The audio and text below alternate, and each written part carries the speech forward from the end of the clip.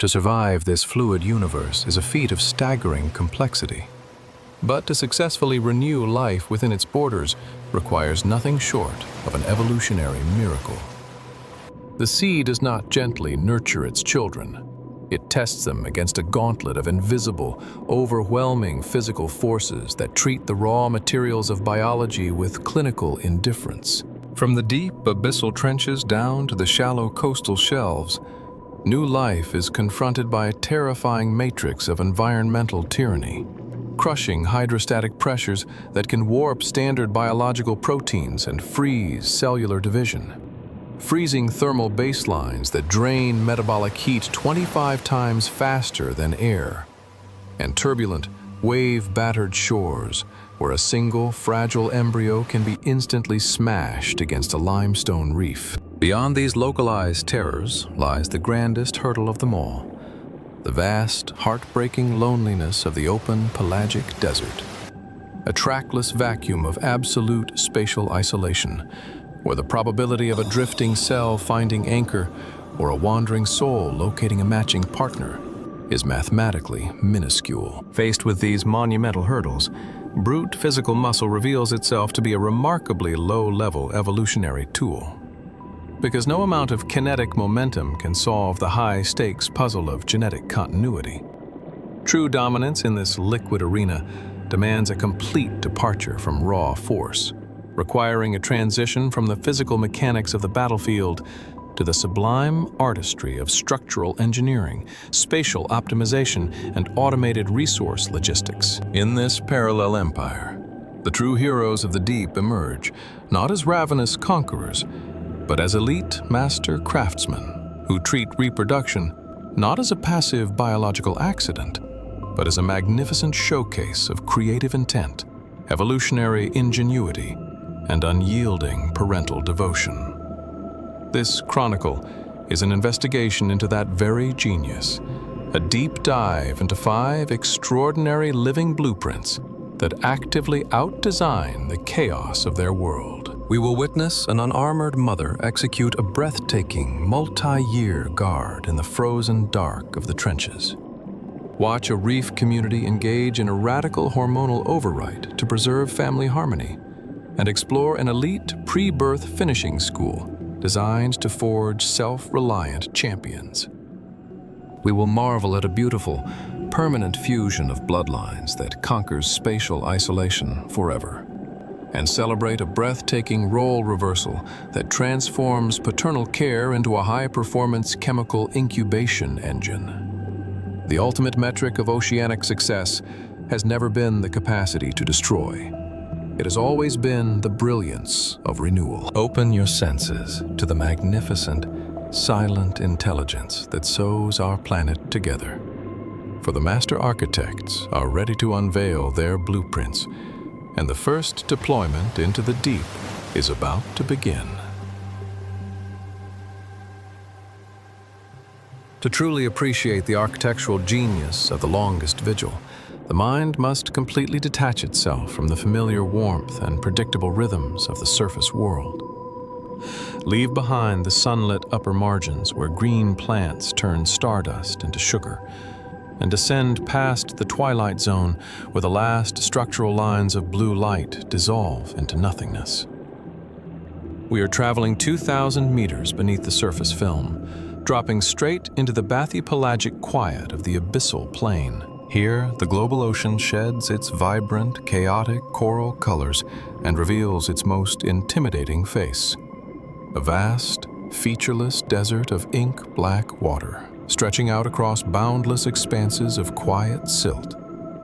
In this deep underworld, time behaves differently. Resources are treated as ultra-rare commodities, and the environment operates as a cold, structural vacuum that feels less like a marine habitat and more like the frozen void of deep interstellar space. At this depth, the physical parameters of the sea transform into an active wall of hostility. The water temperature hovers at a near freezing baseline, a constant chill that siphons metabolic energy away from living tissue with clinical efficiency. The atmospheric pressure climbs to a staggering thousands of pounds per square inch, a crushing hydrostatic weight that leaves no room for structural weakness. Yet, the greatest threat to existence in this midnight zone is not the cold or the weight. It is the absolute scarcity of energy. Cut off from the sun's primary production engine, the abyssal desert is a realm of universal starvation. Life here depends entirely on marine snow, a slow, unpredictable drizzle of organic debris and decaying nutrients drifting down from the productive surface waters miles above. By the time this biological falling waste reaches the floor, it has been stripped of 90% of its nutritional value by upper-level scavengers. Every single calorie is a high-stakes prize, and wasting a single unit of energy can lead to immediate evolutionary termination. It is within this empty, high-pressure desert that the first protagonist of our defensive chronicle operates, a female deep-sea octopus, Cornelodon boreopacifica. Lacking a hard, calcified carapace to deflect an impact or high-horsepower fins to achieve high-speed escape velocity, she is a soft-bodied voyager navigating a world of absolute zero cover. Her flesh is a dense cargo of unarmored protein, making her a premium prize for any wide-ranging, starving predator that patrols the dark. Yet, she does not move with panic. Guarded by an ancient ancestral ledger encoded within her large, highly developed central nervous system, she glides over the granular silt, her dark eyes scanning the gloom. She is looking for a specific geographic asset, a single, solitary rock face rising up from the mud. This stone is not a temporary hiding spot. It is the vital architectural foundation upon which she will anchor the continuity of her species. Finding a stable geological feature in the boundless mud of the abyssal plain is a rare triumph of spatial navigation. The basalt outcropping she locates is a dark monument of cold, volcanic stone, carved by ancient tectonic shifts and swept clean of sediment by deep, sluggish currents. To a casual observer, this barren rock appears desolate and forbidding, a monument of pure, unyielding geology. But to the octopus, this rock face represents the ultimate premium real estate in the sector. It is a structural anchor, a localized stronghold that provides the one asset the open silt desert cannot: mechanical stability. In a world where the floor is a shifting, unstable fluid matrix of fine mud, a solid basalt wall is the first prerequisite for building a permanent biological fortress. With deliberate, methodical movements, the mother ascends the rock face and turns her body outward to face the deep void. She utilizes the powerful hydraulic engineering of her arms to anchor her body directly to the stone, her specialized muscular suckers forming a flawless, airtight seal against the volcanic granite. Once secured, she initiates a complete behavioral lock. She will not step off this rock again. She will not wander into the dark to forage. She will not pursue passing targets of opportunity, and she will not seek retreat from the shifting environment. This single coordinate point on the abyssal grid becomes her entire universe, the designated border of her life's defining mission. As she settles into position, the sheer scale of the commitment begins to manifest against the black backdrop of the deep sea. She is not merely waiting. She is standing guard at the gates of life. Soon, she will manufacture and deploy her egg clutch, anchoring individual capsules to the stone ceiling with a permanent underwater adhesive of her own creation. Each capsule will hold a precious strand of genetic stardust, a tiny spark of tomorrow that must be insulated from the cold, the dark, and the ravenous hunger of the midnight zone. She stands as a solitary sentinel, an unarmored mother preparing to wager her entire biological existence against the absolute zero of the abyss. The long winter of her body has officially begun, setting the stage for an extraordinary showcase of architectural patience and metabolic mastery that will challenge the very boundaries of what life can endure. Once the baseline foundation of the basalt rock face is secured, the deep-sea mother transitions from a wandering voyager into an elite structural engineer. The manufacturing and deployment of her egg clutch is a masterclass in spatial optimization and biological masonry. One by one, she produces elongated, teardrop-shaped capsules, each translucent casing holding a fragile cargo of pristine genetic data. Using a highly specialized, water-resistant adhesive synthesized within her own metabolic factories, she meticulously bonds the stem of each egg directly to the smooth ceiling of the volcanic stone. She does not cast them haphazardly into the current or pile them in a disorganized mass upon the floor. Instead, she arranges them in a highly calculated, compact, geometric grid, a hanging orchard of life that maximizes every square millimeter of the available rock surface, while ensuring that no single capsule is crowded out from the vital medium of the surrounding water. With the grid complete, the mother executes her next grand architectural maneuver, the deployment of the living canopy. Gathering her 8 powerful muscular arms, she drapes them outward and upward, completely enveloping the hanging orchard beneath a solid shield of unarmored flesh.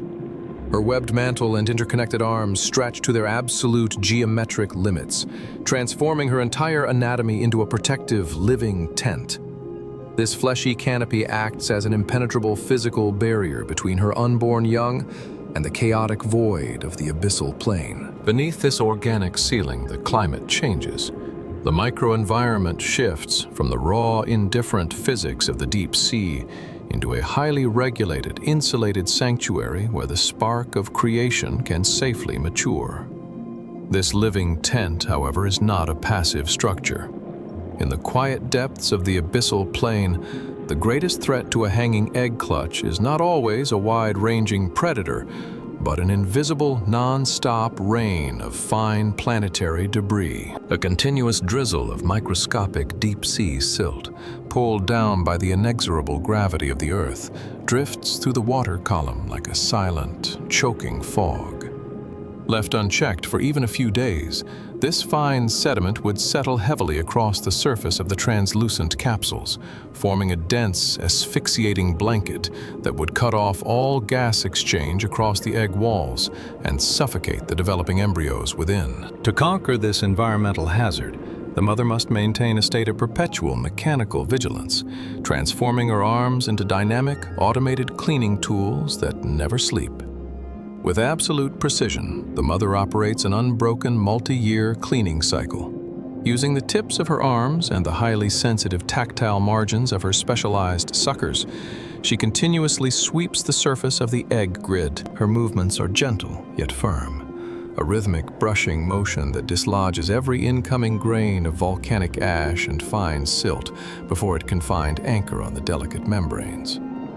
She handles each teardrop capsule with the touch of a master jeweler, turning them over, inspecting their seams, and ensuring that the structural integrity of the translucent walls remains entirely uncompromised. This non-stop housekeeping is a grueling physical marathon, an unyielding tax on her muscles, executed in a world where there are no weekends, no pauses, and no structural margin for error.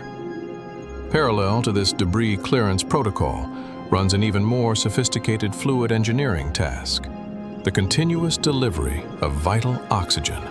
Because the eggs are tightly packed into a compact geometric grid beneath her body, the immediate water trapped within the canopy would quickly become stagnant and depleted of oxygen if left motionless. To prevent this metabolic catastrophe, the mother transforms her own respiratory system into a high-performance hydraulic pump. She draws the cold, ambient water of the abyss into her mantle cavity and forces it out through her specialized siphon tube, directing a gentle, highly focused stream of oxygen-rich water directly into the heart of the egg cluster.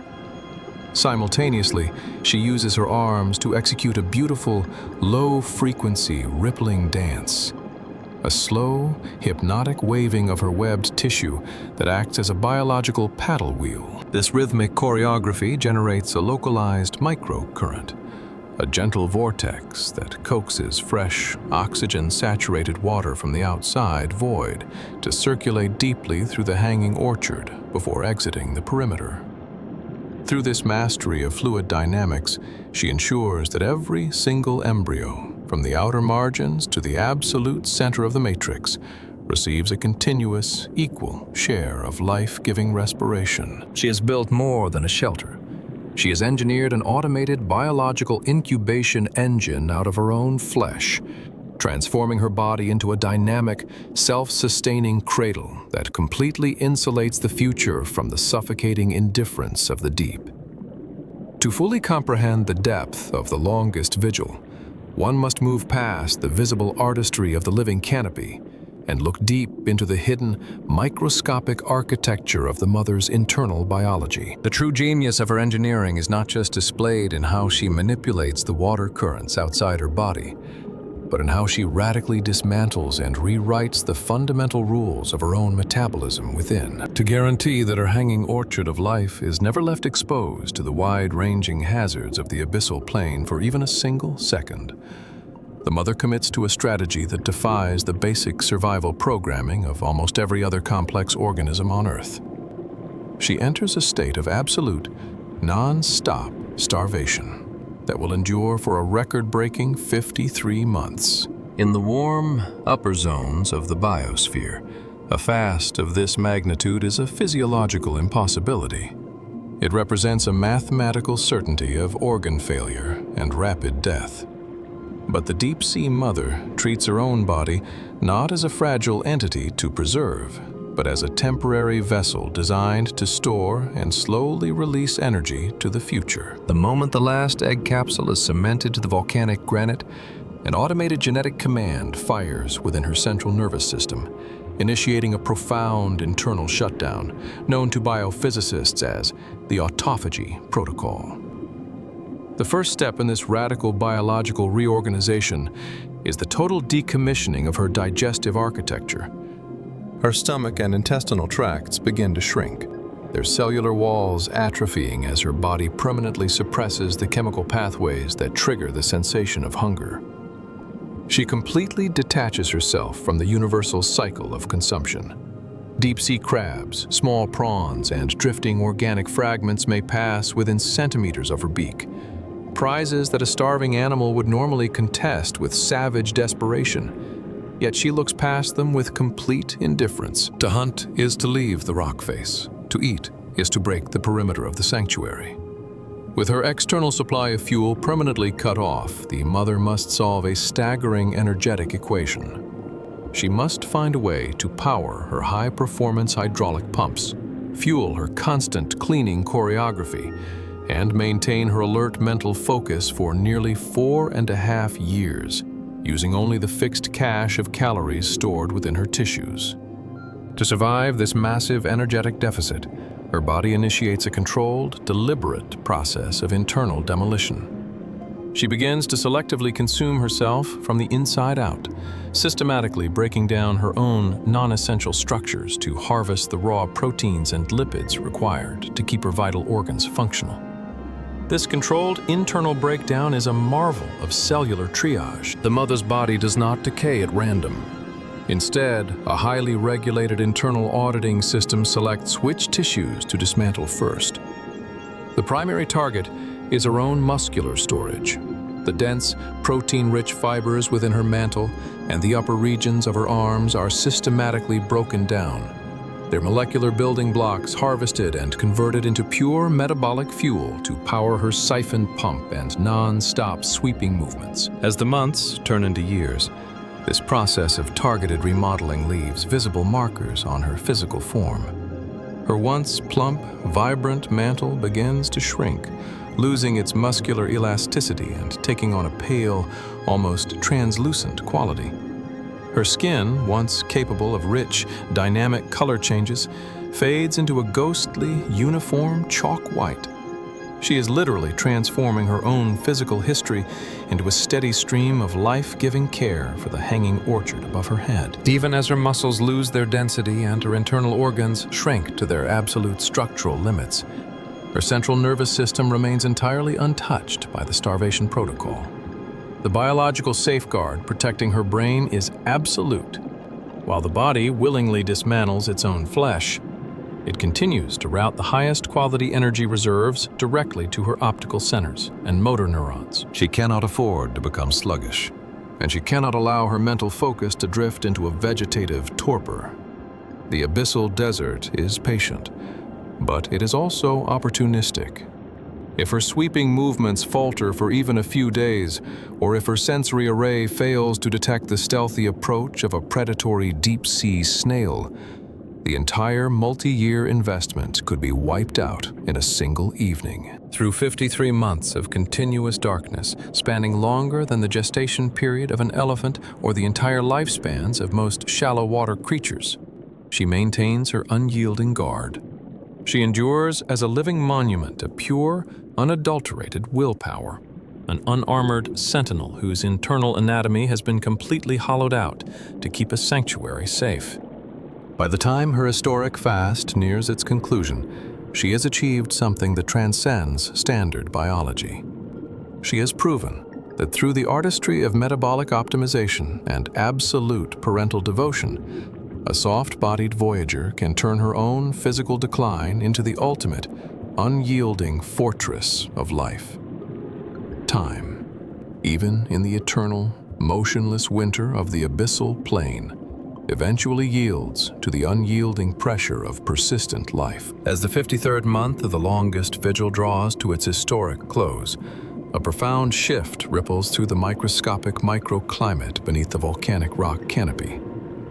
The translucent teardrop capsules which the mother has swept, fanned, and guarded with her very flesh for nearly 4.5 years no longer look like passive containers of genetic stardust. Inside the stretched glass-like walls, the embryonic silhouettes have grown large, active, and highly defined. Large, dark eyes, mirrored perfectly after the mother's own advanced optical design, blink back at the deep gloom. Tiny, fully formed tentacles flex against the internal membranes, testing the boundaries of their small cradles. The hanging orchard has ripened, and the spark of creation is finally ready to shatter its protective glass cages and step onto the vast stage of the deep sea. The awakening begins not with a chaotic explosion, but with a beautiful, synchronized cascade of renewal. Spurred by an automated biological alarm, the eldest juvenile at the center of the geometric grid initiates the breakout protocol.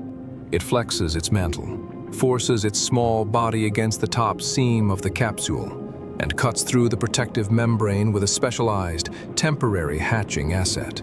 Within moments, it slips out of the torn casing and drops into the open water column. It does not emerge as a helpless, uncoordinated infant, or a drifting planktonic larva destined to float aimlessly at the mercy of the current. Because the mother's extraordinary sacrifice has extended their incubation period to a length unparalleled in the animal kingdom. These juveniles are born as miniature master craftsmen. They possess dense, high-performance muscle tissues, fully developed central nervous systems, and an instantaneous mastery over their own fluid dynamics. As they enter the liquid desert, their instinctual programming fires with flawless precision. They do not linger near the rock or cry out for parental guidance. Instead, they immediately master their internal hydraulic siphons, firing small, controlled jets of water to balance themselves against the sluggish abyssal current. One by one, then dozen by dozen, the eggs bloom. The space beneath the basalt ceiling becomes a swirling, vibrant constellation of miniature voyagers, a living cloud of independent youth executing their very first synchronized maneuvers in the dark. They are alert, self-reliant, and perfectly equipped to navigate the resource-scarce void, ready to spread out across the boundless silt plain to write their own chapters of survival upon the ancestral ledger. From her anchor point on the granite wall, the mother witnesses the grand release of her life's work. Her large, faded eyes track the movements of the vibrant cloud she has spent a lifetime nurturing. She watches them navigate their first currents and vanish, one by one, into the welcoming shadows of the abyssal plain. Her structural purpose, the sacred mission that has dictated every cellular and behavioral choice for over 4 years, is now perfectly achieved. The genetic handshake has been successfully executed, and the vital continuity protocol of her species has been handed over to a flawless new generation of explorers. With the sanctuary now empty and her hanging orchard transformed into a collection of hollow, drifting casings, the mother finally releases her grip. The specialized muscular suckers that formed an airtight bond with the cold volcanic stone lose their tension, gently peeling away from the granite face for the first time in 53 months. Her body, completely hollowed out by the long process of internal self-consumption, is light, fragile, and almost weightless. She does not fall in a sudden crash, nor does she struggle against the inevitable. Instead, she enters a slow, graceful descent, floating downward from the outcropping like a delicate, pale leaf falling through the midnight air. As she touches the granular silt of the floor, she gently fades into the background medium of the deep ocean. Her physical form will be reclaimed by the very ecosystem she outdesigned, providing a brief, final gift of nutrients to the microfauna of the abyssal plain. There is no tragedy in this final transition. It is the ultimate, triumphant closure of a masterpiece of design. She did not lose her life to a predator's jaw or a rival's strength. She willingly traded her physical history to purchase a guaranteed future for her children. Through the sublime artistry of absolute patience, fluid engineering, and calculated metabolic sacrifice, this unarmored mother transformed the cold, crushing isolation of the abyssal desert into the most secure sanctuary on Earth. She leaves behind an enduring testament to the power of renewal, proving that in the deep, silent archives of nature's design studio, the strongest fortresses are never built from stone or iron, but woven from the pure, unyielding devotion of a parent's heart. Leaving behind the silent, frozen void of the abyssal plain, the journey of life's master architects ascends into a world of blinding light, chaotic energy, and breathtaking biological density. We step into the sun-drenched, shallow continental shelf, where the ocean floor rises to meet the sky, creating the ultimate marine metropolis, the coral reef. If the abyss is a vast, featureless desert, where the greatest challenge is spatial isolation, the coral reef is its absolute antithesis. It is a hypersaturated living matrix where millions of diverse species are packed into tight, competitive geometric spaces. Here, every single cubic centimeter of water is prime real estate, and every hidden crevice in the limestone masonry is a hotly contested fortress. The air is thick with the constant hum of life, a kaleidoscopic theater where thousands of parallel evolutionary scripts cross paths every second. Within this bustling underwater city, survival is no longer a slow, solitary battle against physical starvation. It is a fast-paced game of high-stakes logistics, social navigation, and spatial optimization. To maintain order inside this crowded panopticon, organisms cannot rely on simple, random interactions. They must engineer precise, highly disciplined social structures that can withstand the intense, non-stop pressure of their environment. Nowhere is this brilliance of social architecture more beautifully displayed than in the intimate, vibrant world of the clownfish Amphiprionidae. Nestled within the stinging, undulating tentacles of their host anemones, these small, brightly colored reef dwellers have developed a community blueprint that functions with the absolute, flawless precision of a Swiss clockwork gear system. The clownfish does not look at the chaotic expanse of the reef as an open range. Instead, its entire universe is localized around a single, living anchor, the sea anemone. This symbiotic relationship is the absolute foundation of their existence, providing a venomous shield that keeps wide-ranging predators at bay. But because a single host anemone offers a strictly limited amount of physical space and protective canopy, the clownfish community that occupies it must be hyper-optimized. They cannot afford internal friction, territorial civil wars, or chaotic scrambles for resources. To solve this spatial bottleneck, they deploy a rigid, top-down social hierarchy, governed by an absolute, unyielding rule, the law of the matriarchy. At the absolute summit of this small marine empire sits a single commanding figure, the dominant female. She is the largest, most aggressive, and most structurally imposing individual in the anemone matrix, serving as the undisputed commander of the fleet. Beneath her supreme authority sits a single, submissive breeding male, her chosen partner in the continuation protocol, and a tightly ordered ladder of smaller, non-breeding juveniles. This social hierarchy is not a casual agreement. It is a finely tuned mechanical system, where every member's physical size, metabolic rate, and behavioral boundaries are strictly regulated by the rank they occupy.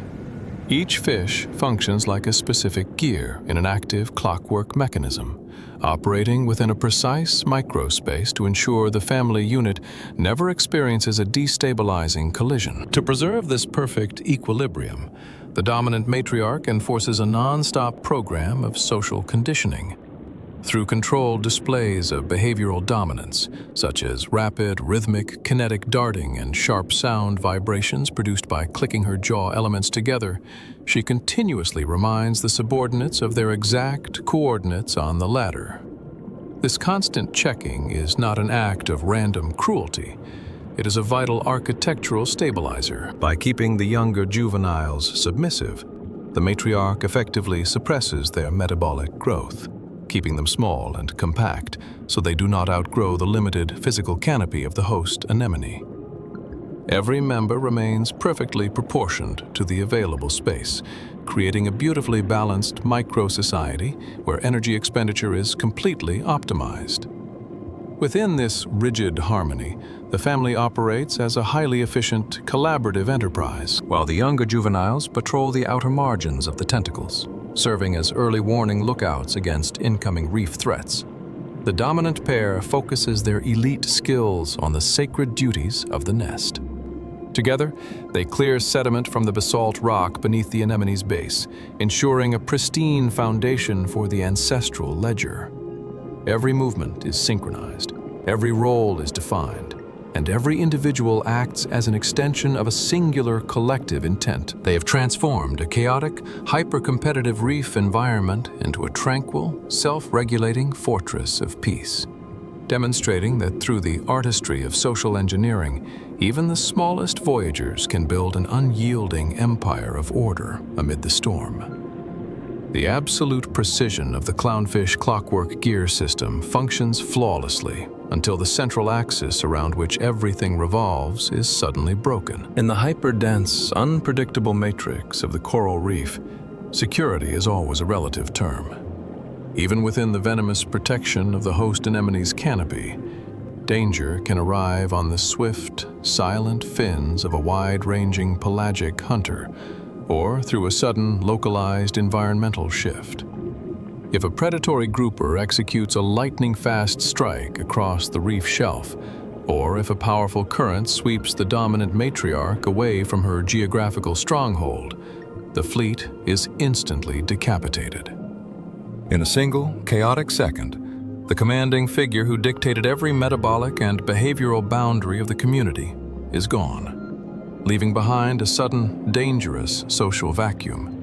The loss of the leading female is not just a tragedy for the family unit. It is a catastrophic failure of system architecture because the entire community was organized around her top-down authority. Her absence causes an immediate breakdown of the social network, sending the remaining members into a dangerous, destabilizing loop. Without her constant, conditioning presence to enforce order, the invisible, energetic lines that kept each fish locked into its specific rank begin to dissolve. The clockwork mechanism loses its tension, and the carefully calibrated micro-society threatens to shatter from the inside out under the weight of sudden, internal friction. The immediate consequence of this systemic collapse is a wave of profound behavioral disorientation. The smaller juveniles, no longer suppressed by the matriarch's rhythmic jaw clicks and dominant darting maneuvers, experience a sudden surge of uncoordinated kinetic energy. They begin to break their designated perimeters, wandering away from the protective canopy of the stinging tentacles and exposing themselves to the ravenous hunger of the wider reef. The strict spatial optimization that kept the community safe is replaced by a chaotic scramble for position. The delicate equilibrium of the anemone home is entirely upended, and the sacred focus required to maintain the nest and protect the ancestral ledger is lost in a fog of collective panic. At the center of this social tempest stands the primary breeding male, now completely isolated at the top of the fractured hierarchy. For his entire adult life, his behavior, his metabolic output, and his exact anatomical dimensions were designed to complement, support, and submit to the lost matriarch. He was the secondary gear, built to execute the commands of the leader while managing the nest below. Now, with the throne empty, the weight of the entire family structure falls squarely onto his unarmored frame. If he remains passive, the community will rapidly descend into a destructive cycle of internal civil war, as the largest juveniles begin to fight each other for dominance, tearing the family apart from within. The threat is not merely social. It is an existential dead end for the species. Without a dominant female to produce the vast cargo of eggs, the generational handshake is brought to a sudden, absolute halt. The genetic continuity of this specific lineage faces immediate evolutionary termination. The family unit becomes a ghost ship, a highly organized collection of specialized individuals with no captain to steer them, no future to work toward, and no structural purpose left to fulfill. The vacuum demands an instant, high-performance response, a solution that can bypass the slow, grinding timelines of classical adaptation. It is in this dark hour of maximum vulnerability that the true brilliance of the ocean's design studio manifests. The clownfish does not wait for a savior from the outside void, nor does it rely on external intervention to restore balance to its home. Instead, the crisis triggers an automated, built-in systemic correction protocol, a deep cellular alarm encoded within the very fabric of their DNA. The primary breeding male's internal sensors register the prolonged absence of the matriarch's dominant hormonal signatures, and his brain recognizes that the system has fallen out of equilibrium. To save the fleet, he must prepare to launch a profound internal revolution, setting the stage for an extraordinary showcase of biological shape-shifting that will completely blur the boundaries between form and function. The response of the clownfish family to its sudden structural crisis is not a political negotiation, a chaotic migration, or a frantic search for outside leadership.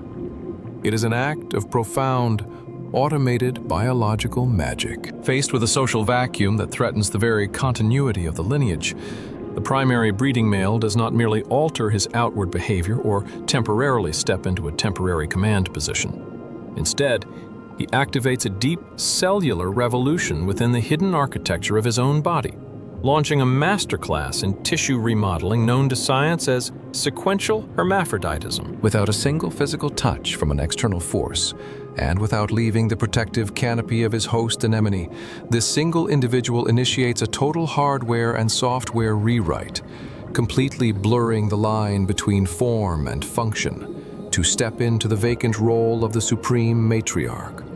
The catalyst for this stunning internal transformation is entirely sensory and environmental. The moment the dominant female vanishes from the reef coordinate matrix, the male's brain registers a dramatic, prolonged absence of the aggressive visual and acoustic cues that once defined his daily routine. The non-stop behavioral conditioning from his former commander suddenly drops to absolute zero.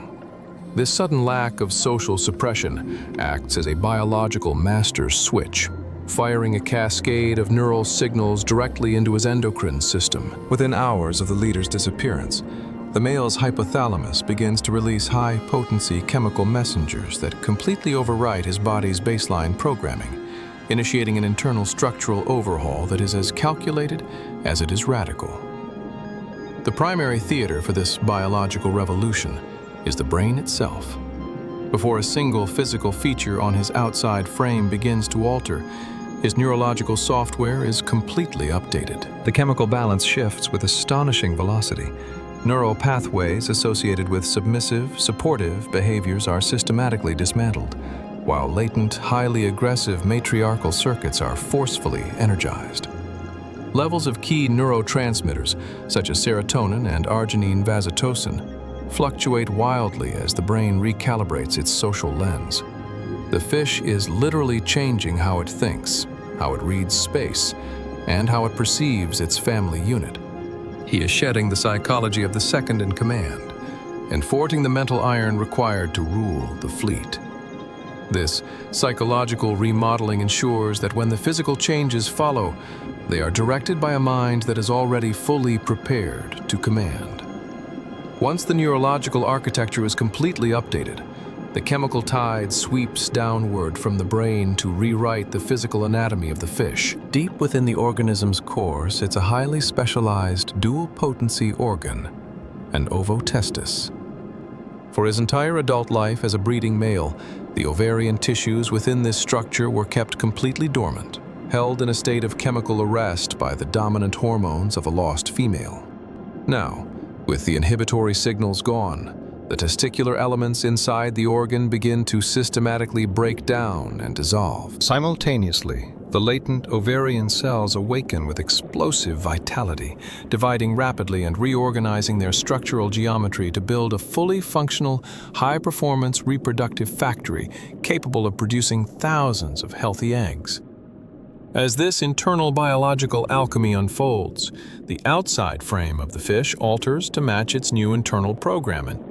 The body undergoes a significant metabolic growth spurt because supreme authority on the crowded coral reef demands a commanding physical presence. The transforming male accelerates his nutritional intake, rapidly building muscle mass and skeletal volume. Over the course of several weeks, the organism grows significantly larger, outstripping the rest of the community to ensure there is no ambiguity regarding who holds the physical dominance in the anemone home. The bright orange and white pigmentation of the scale sharpens, turning into a vivid, commanding display of sovereign matronly status. This transformation represents a profound triumph of evolutionary engineering over the rigidity of physical biology. In the terrestrial world, sex and social hierarchy are often treated as fixed, unyielding cages that an organism must inhabit until its termination. But within the fluid laboratory of the coral reef, nature rejects these absolute boundaries. The clownfish treats its own body as a dynamic, responsive machine, capable of altering its fundamental identity to meet the immediate logistical needs of the community. It is a system where form flows effortlessly behind function, and where the ultimate survival of the lineage is prioritized over the permanence of anatomical structures. Furthermore, this hormonal rewrite is a highly conservative energetic strategy. In a hyper-competitive environment where swimming out into the open water to find a new mate means running a gauntlet of ravenous predators, leaving the anemone is a statistical death sentence. If the community had to wait for a wandering female to happen upon their specific coordinate point, the nest would remain exposed and unproductive for months or even years. By engineering the capacity to manufacture a new female from within the existing population, the clownfish completely bypasses the hazards of the open ocean. They insulate themselves from external dependencies, ensuring that their biological stronghold remains self-sustaining and fully operational, regardless of the chaos happening beyond their tentacles. By the time the transition is fully complete, the former breeding male has crossed the biological threshold entirely, transforming into a fully realized, authoritative matriarch. The social vacuum has been sealed. The clockwork mechanism of the anemone has regained its tension, and the family is once again anchored by a supreme commander. With her new physical dominance established and her reproductive engines online, the newly minted female turns her attention back to the smaller fish below her rank. The structural hierarchy is restored. A new breeding male is elevated from the ranks of the juveniles, and the sacred, non-stop choreography of the generational handshake is prepared to launch once again. The profound cellular revolution that rewrote the biological blueprint of the anemone home does not culminate in lingering exhaustion or structural instability. Instead, the completion of the hormonal overwrite marks the instantaneous dawn of a new era of absolute domestic harmony. As the newly transformed female settles her expanded, commanding frame into the absolute center of the stinging tentacle canopy, the chaotic oscillations that had gripped the community for weeks vanish like mist under a tropical sun. The social vacuum is sealed. The lines of authority are forcefully redrawn, and the complex clockwork gear system of the clownfish family snaps back into alignment with a crisp, mechanical finality. Order has been restored, not through the importation of outside assets, but through the magnificent internal resilience of the family itself. Standing at the absolute summit of her miniature empire, the new matriarch wastes no time in re-establishing the disciplinary boundaries required to keep the community safe. With sharp, authoritative movements and the rhythmic, acoustic snap of her newly reinforced jaw elements, she executes a sequence of controlled dominance displays. She darts across the perimeter of the anemone, checking the coordinates of every subordinate fish on the ladder. These actions are free of malice. They are the vital structural stabilizers of a hyper-dense habitat. The smaller, non-breeding juveniles respond instantly, dropping their fins and assuming submissive postures that signal their absolute compliance. The frantic, reckless energy that had driven them to wander toward the treacherous open water is replaced by a calm, focused discipline. They return to their designated roles, functioning once again as vigilant lookouts along the outer margins of the venomous canopy. With the lower ranks securely locked into their positions, the new female executes the final administrative maneuver required to complete the structural restoration, the elevation of her successor. She selects the largest, most developed juvenile remaining in the community and marks him as her primary partner. Under her immediate conditioning influence, this chosen individual undergoes a rapid metabolic acceleration of his own, stepping into the vacant role of the primary breeding male. He does not undergo a sex change, but his biological engines are tuned to maximum efficiency, preparing him to assist the new matriarch in the sacred choreography of the nest. The core reproductive engine of the fleet is officially online once more, completely assembled from the surviving pieces of a fractured system. Together, the newly minted dominant pair returns to the baseline labor that secures the continuity of their lineage. Side by side, they descend to the smooth basalt stone sheltered beneath the base of the host anemone. With coordinated, rhythmic sweeps of their fins and mouths, they clear away the fine coral sand and microscopic debris that have gathered during the period of social chaos, polishing the volcanic granite until it is a pristine, flawless canvas. Once the masonry is prepared, the female deploys her newly developed reproductive assets, depositing a vibrant, shimmering carpet of translucent orange eggs directly onto the stone. The male follows immediately behind her, washing the clutch in a protective cloud of genetic data to secure the generational handshake. The ancestral ledger is open again, and the heartbeat of tomorrow pulses strongly within the sanctuary.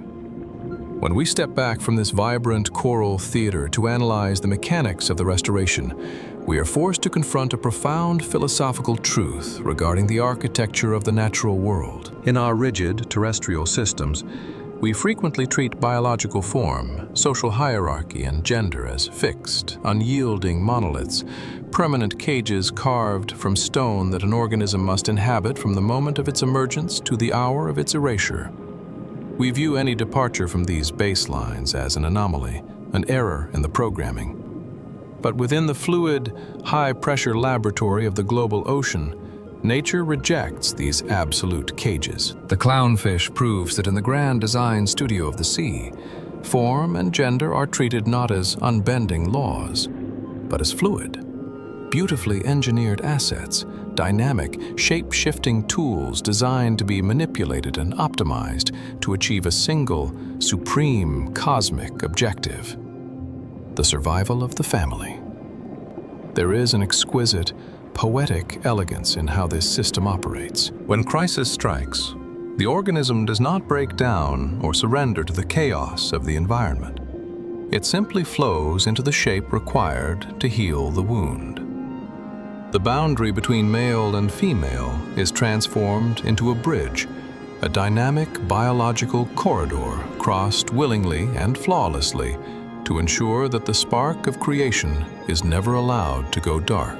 The ultimate crown of sovereignty on the coral reef belongs not to the apex hunter with the heaviest jaw, but to the small, resilient craftsman who can treat its own anatomy as a living canvas of adaptation. By mastering the art of the hormonal override, the clownfish has built an unyielding fortress of life out of pure biological fluidity, proving that the most magnificent triumphs of evolutionary engineering are achieved when the physical body becomes an instrument of pure, unyielding devotion to the future. To enter the theater of our third chronicle, the mind must leave behind both the frozen dark of the abyssal plain and the structured clockwork matrix of the coral reef.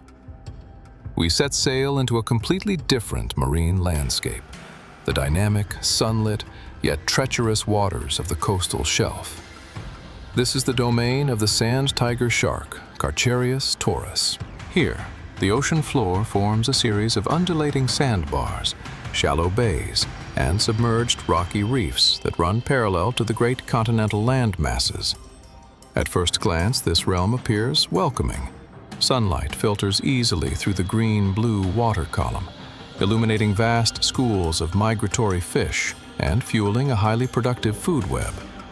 But beneath this surface layer of prosperity lies an environment of constant, high-stakes exposure. The coastal shallows are an open highway, a bustling migratory corridor where swift, wide-ranging open ocean predators cruise continuously, scanning the water column with highly sophisticated sensory arrays. In this sun-dappled arena, vulnerability is magnified by the sheer absence of structural cover. Unlike the clownfish, who can retreat into the venomous canopy of an anemone, or the deep-sea octopus, who can hide her eggs within the hidden crevices of a volcanic rock face, the sand tiger shark operates in an architecture of exposure. There are no walls here, no hidden fortresses, and no physical barriers to block the gaze of a hunter.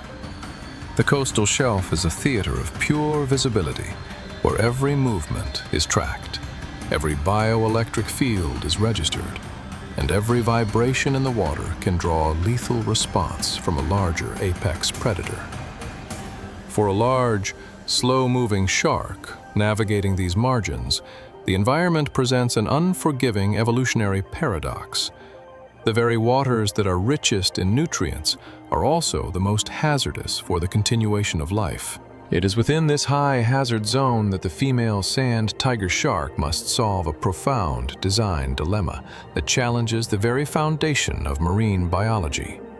Like all living things, she is bound by the sacred command of the ancestral ledger to project her genetic stardust into tomorrow. However, the traditional reproductive strategies utilized by the vast majority of ocean dwellers are completely unviable for an apex predator of her design. She cannot adopt the philosophy of the fluid fleet, casting millions of tiny defenseless eggs into the water column to drift at the mercy of the currents. On the coastal shelf, broadcast spawning is nothing more than a mass feeding event for lower-level scavengers. It is an energetic dead end that would result in the immediate erasure of her lineage, to ensure her species retains its sovereign position at the top of the food web. Her young cannot enter the world as fragile, uncoordinated infants. In a habitat patrolled by massive bull sharks, swift hammerheads, and opportunistic cannibalistic members of her own species, a small, slow-swimming newborn pup is nothing more than a premium prize of unprotected protein. If her offspring are born too small, too weak, or lacking the immediate mechanical instincts required to navigate a high-speed hunt, their evolutionary journey will be terminated within minutes of their emergence. They will be consumed before they can even register the parameters of their environment. The matrix of the coastal shallows demands that a shark pup be born not as a vulnerable candidate for survival, but as a fully equipped, self-reliant champion, an elite predator that can command its space from the very second it leaves the womb. This requirement places a crushing metabolic and structural tax on the mother's internal anatomy. To produce a newborn that is already large, heavily armored, and mentally sharp, she cannot rely on a standard external incubation engine. She cannot anchor her future to a rock and stand guard. For she is a pelagic creature who must keep swimming to force oxygen over her gills. She cannot stop to rest without risking suffocation. The sanctuary cannot be an external coordinate on the geographic grid. To outdesign the chaos of the shallow seas, the mother must turn inward, transforming her own internal biology into the ultimate, self-contained laboratory of excellence. She must build a fortress within her own body, a specialized internal nursery where the future can be forged, in isolation from the ravenous hunger of the outside world. As she cruises along the edge of the coastal reefs, her silhouette casting a long, imposing shadow over the sandy floor, the scale of her silent commitment becomes clear. She carries within her the blueprints for a radical departure from conventional parental care. She is preparing to launch a reproductive protocol that rejects the crude mechanics of sheer numbers in favor of an elite, uncompromising screening process. Within the quiet, dark chambers of her dual uteri, nature is about to establish the ultimate evolutionary finishing school, a crucible of absolute excellence, where the laws of natural selection are accelerated and compressed into a terrifying pre-birth gauntlet. The stakes are absolute, the parameters are ruthlessly clinical, and the journey toward the generational handshake is about to begin, inside the most sophisticated biological incubator ever designed by the sea. To look inside the female sand tiger shark during her reproductive cycle is to witness an extraordinary departure from standard biological architecture. Nature does not design her internal nursery as a passive, soft cradle or a gentle, nurturing chamber meant to shelter the weak. Instead, the mother's internal anatomy is engineered as a highly specialized, dual-chambered laboratory, a pair of parallel, elongated uteri that function like an elite, high-performance training ground. This dual uterine arena is the ultimate pre-birth finishing school, a closed ecosystem running on a compressed timeline where the fundamental laws of natural selection are accelerated to an astonishing degree. Within these dark, fluid-filled corridors, the mother establishes an uncompromising screening process designed to forge maximum capability, ensuring that her lineage is handed over only to the most self-reliant champions before they ever catch a single glimpse of the open coastal shelf.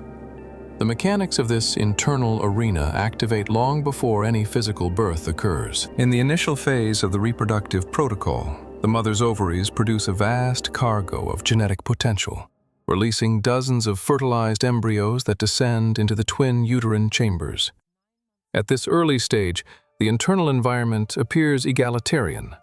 The developing embryos are small, fragile, and entirely dependent on a limited energy stored within their individual yolk sacs. But this soft, initial cushion is temporary. It is merely the orientation phase of a high-stakes evolutionary gauntlet. As the embryos consume their initial yolk reserves, their anatomical development accelerates with remarkable velocity. They do not grow at an equal rate, nor do they develop uniform behavioral traits. Instead, a natural variance in genetic timing ensures that one embryo in each uterus inevitably awakens ahead of its siblings, cracking open its shell and stepping into the internal arena as a fully formed, clear-sighted pioneer. The emergence of this dominant pioneer marks the transition of the nursery into an active crucible of excellence.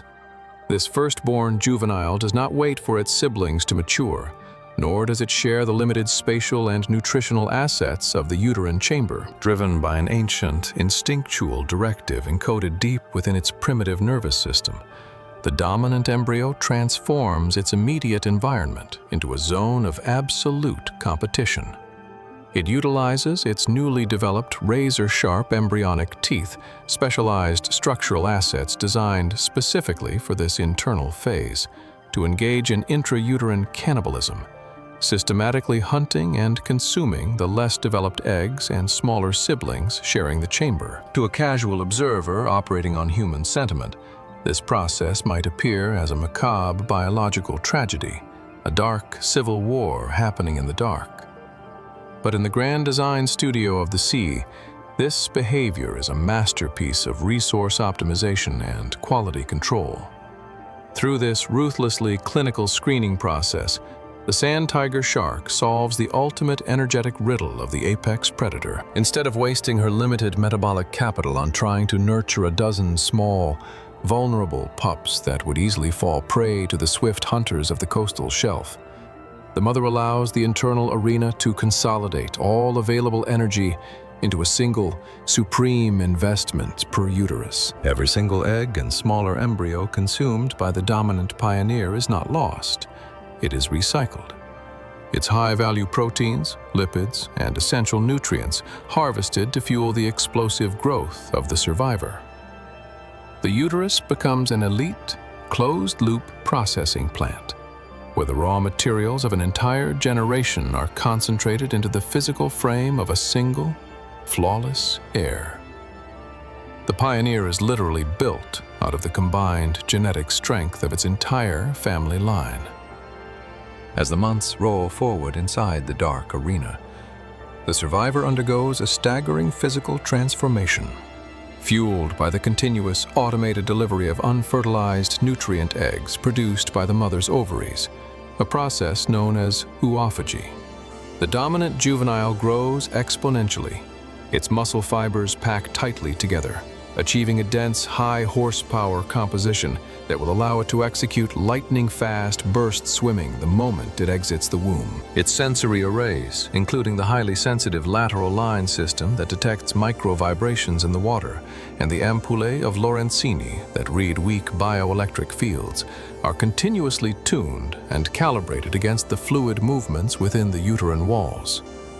It is not merely growing larger, it is actively practicing the mechanics of the hunt, mastering its spatial orientation, and developing the sharp mental focus required to navigate a world where there are no second chances. By the time this internal training cycle nears its completion, the dual uterine arena has fulfilled its structural objective with absolute precision. The soft, uncoordinated embryos that entered the gauntlet months ago have been entirely filtered out by the uncompromising laws of the crucible. In their place remain just two exceptional individuals, one in each uterus, who have successfully passed the ultimate pre-birth screening. These survivors are no longer vulnerable infants. They are highly advanced, self-reliant, tactical machines measuring nearly a meter in length, heavily armored with dermal denticles, and mentally hardened by months of continuous competitive pressure. They have been forged in the dark to command the light, proving that through the artistry of intrauterine selection, nature can turn the absolute intimacy of a mother's body into the most formidable, unyielding forge of excellence on the planet. Deep within the silent, fluid-filled corridors of the dual uteri, the two dominant pioneers inhabit a world defined by absolute internal darkness. This is the kindergarten of shadows, a hidden, unyielding nursery where the laws of marine physics are introduced to the developing apex predators long before they ever witness a single ray of sunlight. In this pitch-black laboratory, the survivors do not rest in a vegetative state of passive growth. Instead, they operate in a state of perpetual kinetic education. Driven by ancient instinctual directives, these miniature hunters utilize the confined boundaries of the uterine walls to master the complex mechanics of spatial orientation, train their developing vestibular systems for flawless balance, and hone the tracking instincts that will one day allow them to rule the coastal shelf. The first and most critical lesson in this dark academy is the mastery of fluid dynamics and three-dimensional balance. Lacking any visual cues to distinguish up from down, the embryonic shark must rely entirely on its emerging inner ear architecture and its vestibular system. As the mother shark cruises, turns, and accelerates through the swells of the coastal shallows, her movements create subtle, shifting hydrostatic pressures within her uterine chambers. The embryo inside reads these shifting currents with exquisite precision. It continuously adjusts its small pectoral fins and flexes its muscular tail to maintain a stable horizontal posture against the fluid vortex. It is a non-stop, low-frequency balancing act, a continuous pilot training program executed in the dark, ensuring that the young shark develops an instinctive, hardwired understanding of equilibrium. By the time it enters the open ocean, the concept of balance is not something it has to learn. It is an integrated component of its baseline consciousness. Parallel to this balancing choreography runs the intensive development of the shark's elite sensory array. In the absolute absence of light, the pioneer cannot rely on vision to map its immediate universe. Instead, it activates its mechanical and electrical tracking networks. The lateral line system, a series of fluid-filled canals running along the flanks of its body, begins to register the microscopic pressure waves bouncing off the uterine walls as it moves. Simultaneously, the ampullae of Lorenzini, the specialized electroreceptors peppered across its snout, awaken to read the weak bioelectric signatures generated by the mother's own heartbeat and muscle contractions. The embryo spends months tracking these phantom signals in the dark, learning to calculate distances, interpret micro-vibrations, and build a highly detailed, non-visual map of its surroundings. It is actively practicing the art of the stealth hunt within the sovereign borders of its mother's body. This non-stop physical and sensory conditioning requires a staggering amount of metabolic fuel, a logistical challenge solved through the continuous, automated mechanism of oophagy. Week after week, the mother's ovaries produce a steady stream of unfertilized, lipid-rich nutrient eggs that descend directly into the uterine arena. The dominant pioneer intercepts these assets with clinical efficiency, consuming them whole to fuel its explosive internal development. This early high-volume absorption of premium nutrients has a profound structural impact on the juvenile's physical composition. Unlike shallow-water reef fish that emerge from fragile eggs with soft, watery tissues, the sand tiger shark pup converts this rich maternal cargo into dense, tightly packed, high-performance muscle fibers. Its skeletal structure, though made of flexible cartilage rather than bone, hardens with dense calcification, providing the rigid mechanical leverage required to execute explosive burst swimming. This cellular remodeling is particularly evident in the composition of the shark's white muscle tissue, the biological engine responsible for high-speed, anaerobic hunting strikes. Because the embryo is constantly swimming and stabilizing itself within the uterus, these muscle groups receive a continuous supply of oxygen and amino acids, encouraging rapid lateral growth and exceptional density. The pioneer is literally building a high-horsepower engine inside its body while still tethered to the maternal womb. Its heart grows large and robust. Its blood chemistry optimizes for high oxygen-carrying capacity. At its dermal denticles, the microscopic, tooth-like scales covering its skin align themselves in flawless geometric rows to minimize fluid drag. Every square millimeter of its anatomy is being systematically refined and hardened under the pressure of the internal gauntlet. Furthermore, this intensive pre-birth training serves a vital defensive purpose. In the open ocean, a newborn predator that hesitates or miscalculates a strike will quickly find itself transformed into prey for larger, more experienced hunters. By compressing the learning curve into the absolute safety of the internal nursery, nature ensures that the sand tiger shark pup completely bypasses the clumsy, vulnerable infancy phase that plagues so many other marine species. The kindergarten of shadows acts as a high-fidelity flight simulator. It allows the juvenile to make its initial spatial mistakes, refine its tracking instincts, and build its physical stamina in a controlled environment where a failure does not result in immediate evolutionary termination. It is a brilliant administrative strategy that prioritizes quality over quantity, turning the intimacy of the womb into a formidable proving ground. As the 9th month of this internal vigil draws to a close, the physical transformation of the survivor reaches its absolute peak. The juvenile has completely outgrown the spatial capacity of the kindergarten of shadows, its powerful 1-meter-long frame tightly filling the uterine corridor.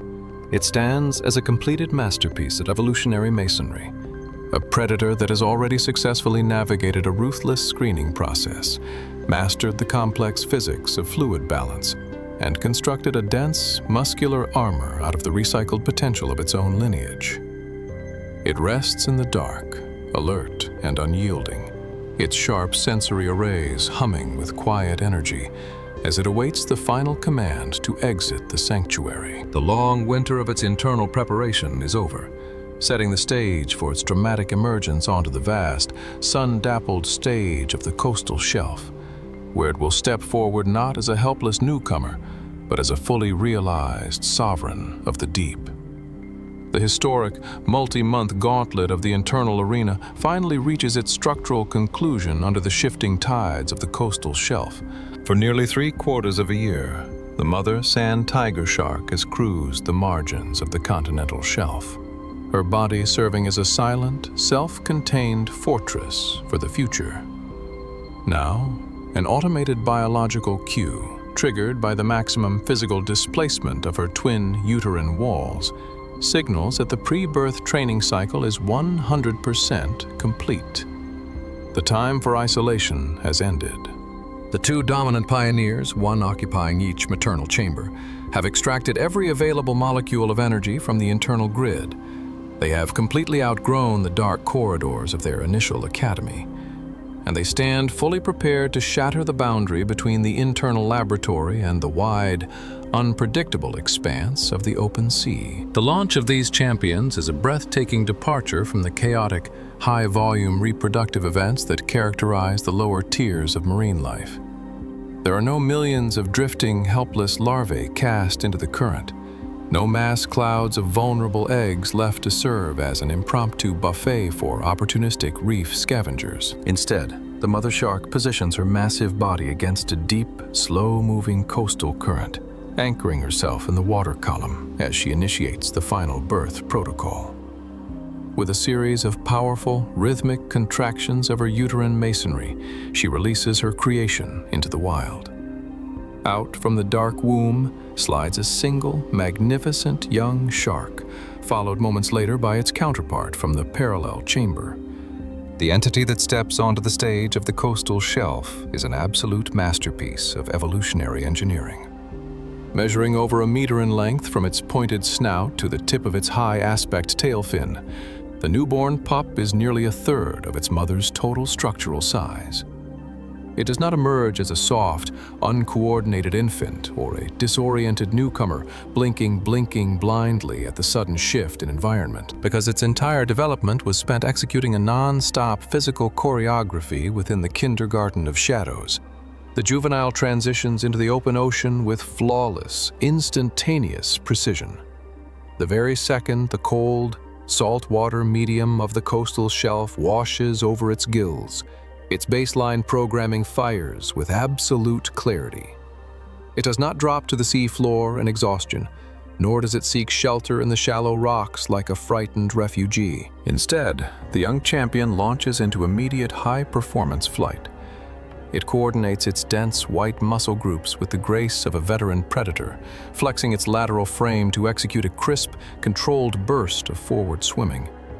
It balances perfectly against the rolling surge of the continental shelf, its internal vestibular system honed through months of reading the mother's shifts in the dark, locking onto the coordinates of the new space with supreme, unyielding confidence. Its skin, armored with a pristine, unbroken shield of microscopic dermal denticles, cuts through the water with near-zero fluid drag, allowing it to glide through the currents with the silent, ghostly efficiency that defines its lineage. As it cruises across the sun-dappled sandbars, the young shark's advanced sensory array hums with immediate operational energy. The lateral line system along its flanks maps the topography of the open water, reading the pressure signatures of passing schools of fish with exquisite sensitivity. The electroreceptors across its snout, the ampullae of Lorenzini, scan the sand, instantly registering the weak bioelectric fields of buried rays and hidden crustaceans. There is no trial period, no grace phase, and no learning curve. It reads the complex, hyper-dense language of the coastal shelf, not as a chaotic noise, but as a clear, actionable map of survival. It looks out across the open highway of the sea with the calm, calculating gaze of an established ruler. This sudden, spectacular display of self-reliance is the ultimate validation of the mother's internal strategy. By choosing to run her reproductive lineage through a ruthlessly clinical pre-birth crucible, she has successfully outdesigned the predatory chaos of the shallow seas. She has compressed the most dangerous years of an organism's life cycle, the period of small size and structural vulnerability, into the absolute, unassailable safety of her own anatomy. Her pup is born already too large to fit into the jaws of intermediate reef hunters, too fast to be easily cornered by opportunistic competitors, and too mentally sharp to make the simple tactical mistakes that normally eliminate the youth of the ocean. It has bypassed the infancy tax entirely. The generational handshake is thus executed with a level of elite perfection unmatched in the global biosphere. The mother shark, having expended a massive portion of her lifetime metabolic capital to fuel this single, concentrated investment, can now cruise forward into her own survival cycles, her sacred duty to the ancestral ledger fulfilled with absolute clinical precision. Behind her, swimming strongly into the current, stays the future of her species, not a fragile candidate hoping for luck, but a fully equipped, self-contained master of its domain. The young champion accelerates into the deep blue void, its teeth sharp, its reflexes primed, and its heart burning with the unyielding fire of an apex predator born to rule the waves. To fully appreciate the final frontier of ocean engineering, the mind must ascend past the sun-dappled coastal highways and plunge deep into the true planetary interior, the immense, starless desert of the Midnight Zone. This is the bathypelagic realm, an oceanic void stretching from 1,000 meters down into the crushing, lightless foundations of the world. If the coastal shelf is a bustling metropolis defined by its hyper-dense visibility, the Midnight Zone is its absolute cosmic antithesis. It is a vast, liquid vacuum that accounts for over 70% of the planet's total living space. Yet, it is populated only by the sparsest, most scattered populations of highly specialized survivalists. Here, sunlight is a physical impossibility. Temperatures hover permanently just above freezing, and the sheer, staggering volume of water creates a mathematical landscape of near-infinite emptiness. In this eternal winter, the greatest challenge to the continuation of the ancestral ledger is no longer the defensive navigation of predators or the fluid mechanics of a crowded reef. Instead, life must confront a much more terrifying, abstract adversary: the mathematics of pure spatial isolation. When an organism enters this boundless, three-dimensional void, the scale of the universe becomes a crushing psychological and physical weight. A single, soft-bodied voyager exploring these margins might swim for months, or even years, through a uniform matrix of ink-black water without ever registering a single physical boundary, a change in topography, or the bioelectric signature of another living soul. The environment is so vastly larger than the organisms inhabiting it that the probability of any two matching individuals crossing paths at the same coordinate point in space and time drops to a figure close to 1 in a billion. This statistical barrenness turns the universal command of reproduction into an almost insurmountable logistical riddle. In the upper zones of the biosphere, the seasonal dance of creation is synchronized by the reliable rhythms of planetary physics.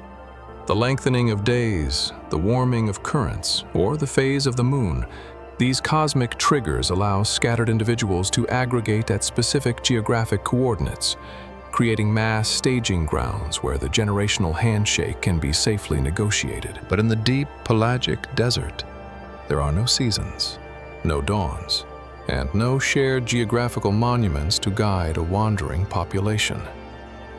The Midnight Zone recognizes only a uniform, non-stop stasis. For a species to survive here, it cannot rely on the luxury of accidental encounters or random, wandering luck. To trust in a chance meeting in a dark, boundaryless space is to actively choose the rapid, absolute extinction of one's entire evolutionary lineage. Consider the baseline mathematics of this isolation through the cold lens of a structural engineer. An organism measuring only a few centimeters in length must navigate a water column that is measured in thousands of kilometers of vertical and horizontal displacement. Without a highly advanced navigational array or an unyielding communication protocol, two potential mates could pass within a few meters of each other in the dark, entirely oblivious to the other's presence, separated by a thin curtain of shadow that might as well be an interstellar void. Every calorie expended by a deep-sea voyager swimming blindly through this vacuum is a high-stakes gamble against its own survival budget. If it expends too much energy searching for a phantom companion, its metabolic factories will experience rapid, irreversible failure long before it finds a source of sustenance. The space demands a design that treats isolation not as an occasional hurdle, but as the fundamental reality of existence. This mathematical prison is further compounded by the extreme scarcity of resources that defines the deep pelagic interior. Because there are no photosynthetic plants to harvest solar radiation at these depths, the entire ecosystem runs on a highly restricted energy budget, relying completely on the slow, erratic descent of organic debris, marine snow drifting down from the surface worlds miles above. In a realm where meals are separated by weeks or months, maintaining a high-performance reproductive system is an unsustainable luxury. An organism cannot afford to carry heavy, energy-dense reproductive assets through the void if those assets remain unutilized due to a lack of a partner. Life is trapped in a brutal evolutionary vice. It must find a way to secure the future of its species. Yet the very act of searching for a mate threatens to consume the vital energy reserves required to keep the individual alive through the dark. It is against this backdrop of cosmic indifference and mathematical impossibility that the ultimate masterpieces of marine bonding are forged. To outdesign the isolation of the midnight zone, nature cannot rely on standard behavioral modifications or temporary structural shifts. The response must be absolute, permanent, and fundamentally radical. As we venture deeper into this starless desert, we begin to encounter specialized voyagers who have looked directly into the face of the 1 in a billion equation and engineered an unyielding answer out of their own flesh. They have realized that to conquer the infinite emptiness of the deep sea, they must build a bond that transcends the limitations of time and space. A connection so profound that it permanently rewrites the definition of individual identity, proving that even in the cold, crushing isolation of the world's largest desert, love can become the ultimate, unassailable fortress of life. To conquer a 1 in a billion mathematical landscape, nature abandons the luxury of sight and builds an architecture of pure chemical navigation. Operating within the vast, ink-black interior of the bathypelagic void, the male anglerfish, Ceratidi, enters the stage of life not as a grand apex predator, but as a tiny, hyper-specialized seeker, measuring only a few millimeters in length, a fraction of the size of the solitary females of his species. His entire anatomy is structurally streamlined for a single, unyielding mission. He is a biological missile designed to track, intercept, and lock on to a companion across kilometers of boundaryless, starless water.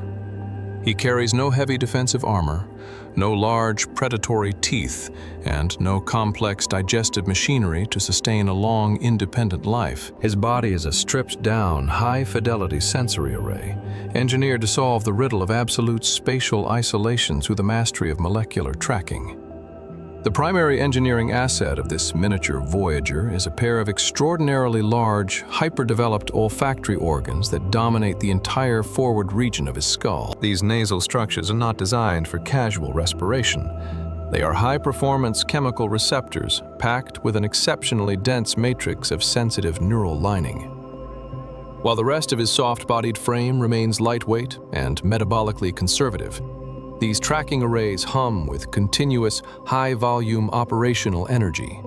They are tuned to detect a highly specific, low-concentration chemical cipher, the specialized pheromone trail, released by a mature female anglerfish. In a realm where a single cubic kilometer of water may contain absolutely nothing but darkness, the female acts as a chemical lighthouse, continuously casting a microscopic thread of scent molecules into the slow, sluggish currents of the midnight zone. The journey begins when a single, drifting molecule of this maternal scent makes contact with the male's olfactory lining. To a human sensor, this chemical footprint would be entirely invisible, lost in the immense dilution of the oceanic void. But to the male anglerfish, it represents an instantaneous structural awakening. The contact fires a cascade of high-velocity neural signals directly into his primitive brain, immediately overriding his baseline survival programming. The random, energy-conserving drift of his early life is instantly replaced by a calculated, high-horsepower tracking protocol. He aligns his miniature tail fin against the hydrostatic pressure of the dark and launches himself forward, transforming from a passive drifter into an active, focused navigator, tracing a single thread of molecular breadcrumbs through the abyss.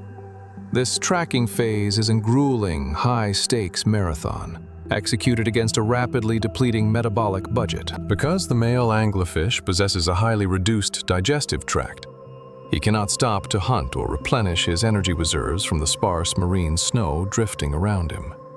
Every millimeter of forward propulsion is paid for using a strictly fixed cache of liver lipids stored within his tissues during his early embryonic phase. He is operating on a loud, ticking countdown clock.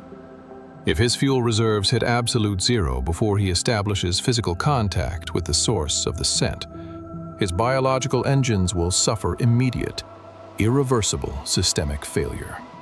The mathematics of isolation are constant, and the margin for navigational error is zero.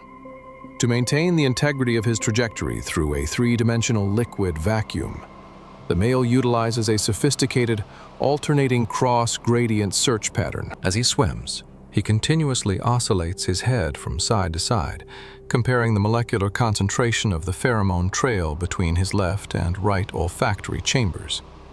If the concentration drops in his left receptor, his nervous system executes an immediate automated course correction to the right, steering his body back into the heart of the invisible chemical highway. He treats the pitch-black water column not as an empty void, but as a highly detailed, flowing map of chemical density. He navigates the darkness with the absolute, unwavering confidence of an aircraft locked onto an instrument-guided landing vector. As the kilometers roll past and the internal countdown clock ticks closer to its final margins, the molecular concentration of the trail begins to sharpen. The microscopic thread of scent thickens into a dense, unambiguous chemical highway, signaling that the seeker is rapidly closing the spatial gap between himself and the objective. His large, highly sensitive tubular eyes, designed specifically to capture the faintest glimmers of deep-sea bioluminescence, begin to scan the forward darkness.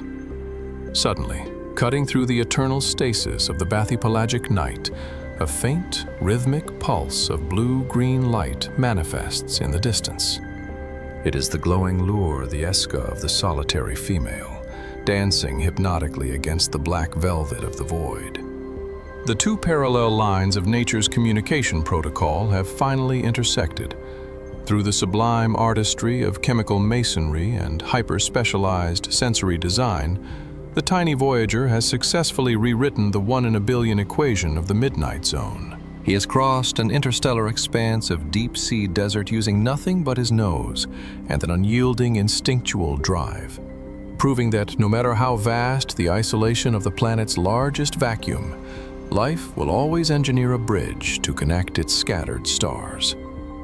He accelerates his stroke for the final few meters of his independent history, his heart beating strongly as he prepares to transition from a solitary traveler into the permanent anchor of a timeless, infinite bond. The long, grueling marathon through the starless desert of the midnight zone culminates in a moment of physical contact that completely shatters the traditional boundaries of individual biology.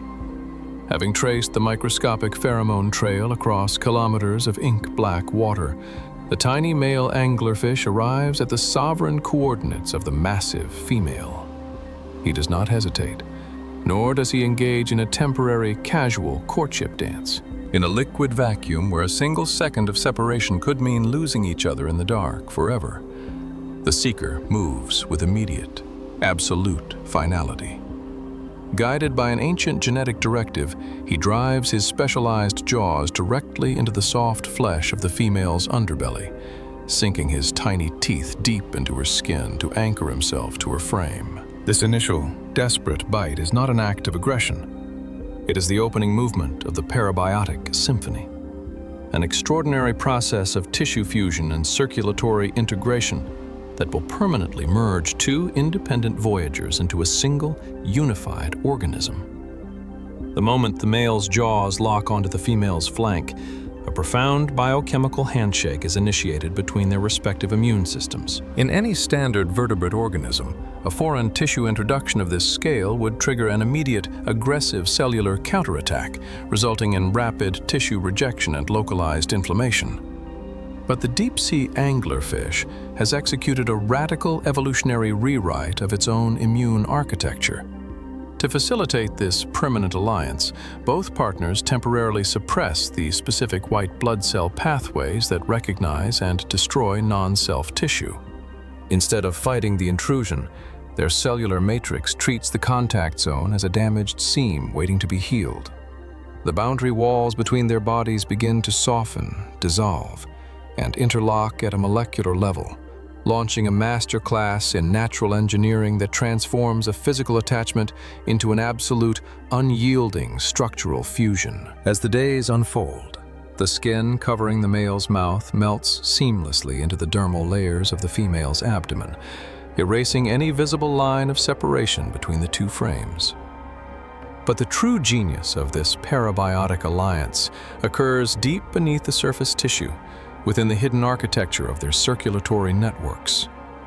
Driven by specialized chemical growth factors released at the fusion zone, a process of explosive angiogenesis, the generation of new blood vessels is launched. The capillaries and major blood vessels of the male extend outward, weaving themselves into the vascular highway of the female. One by one, the microscopic gates open, and the two separate lifelines hook together.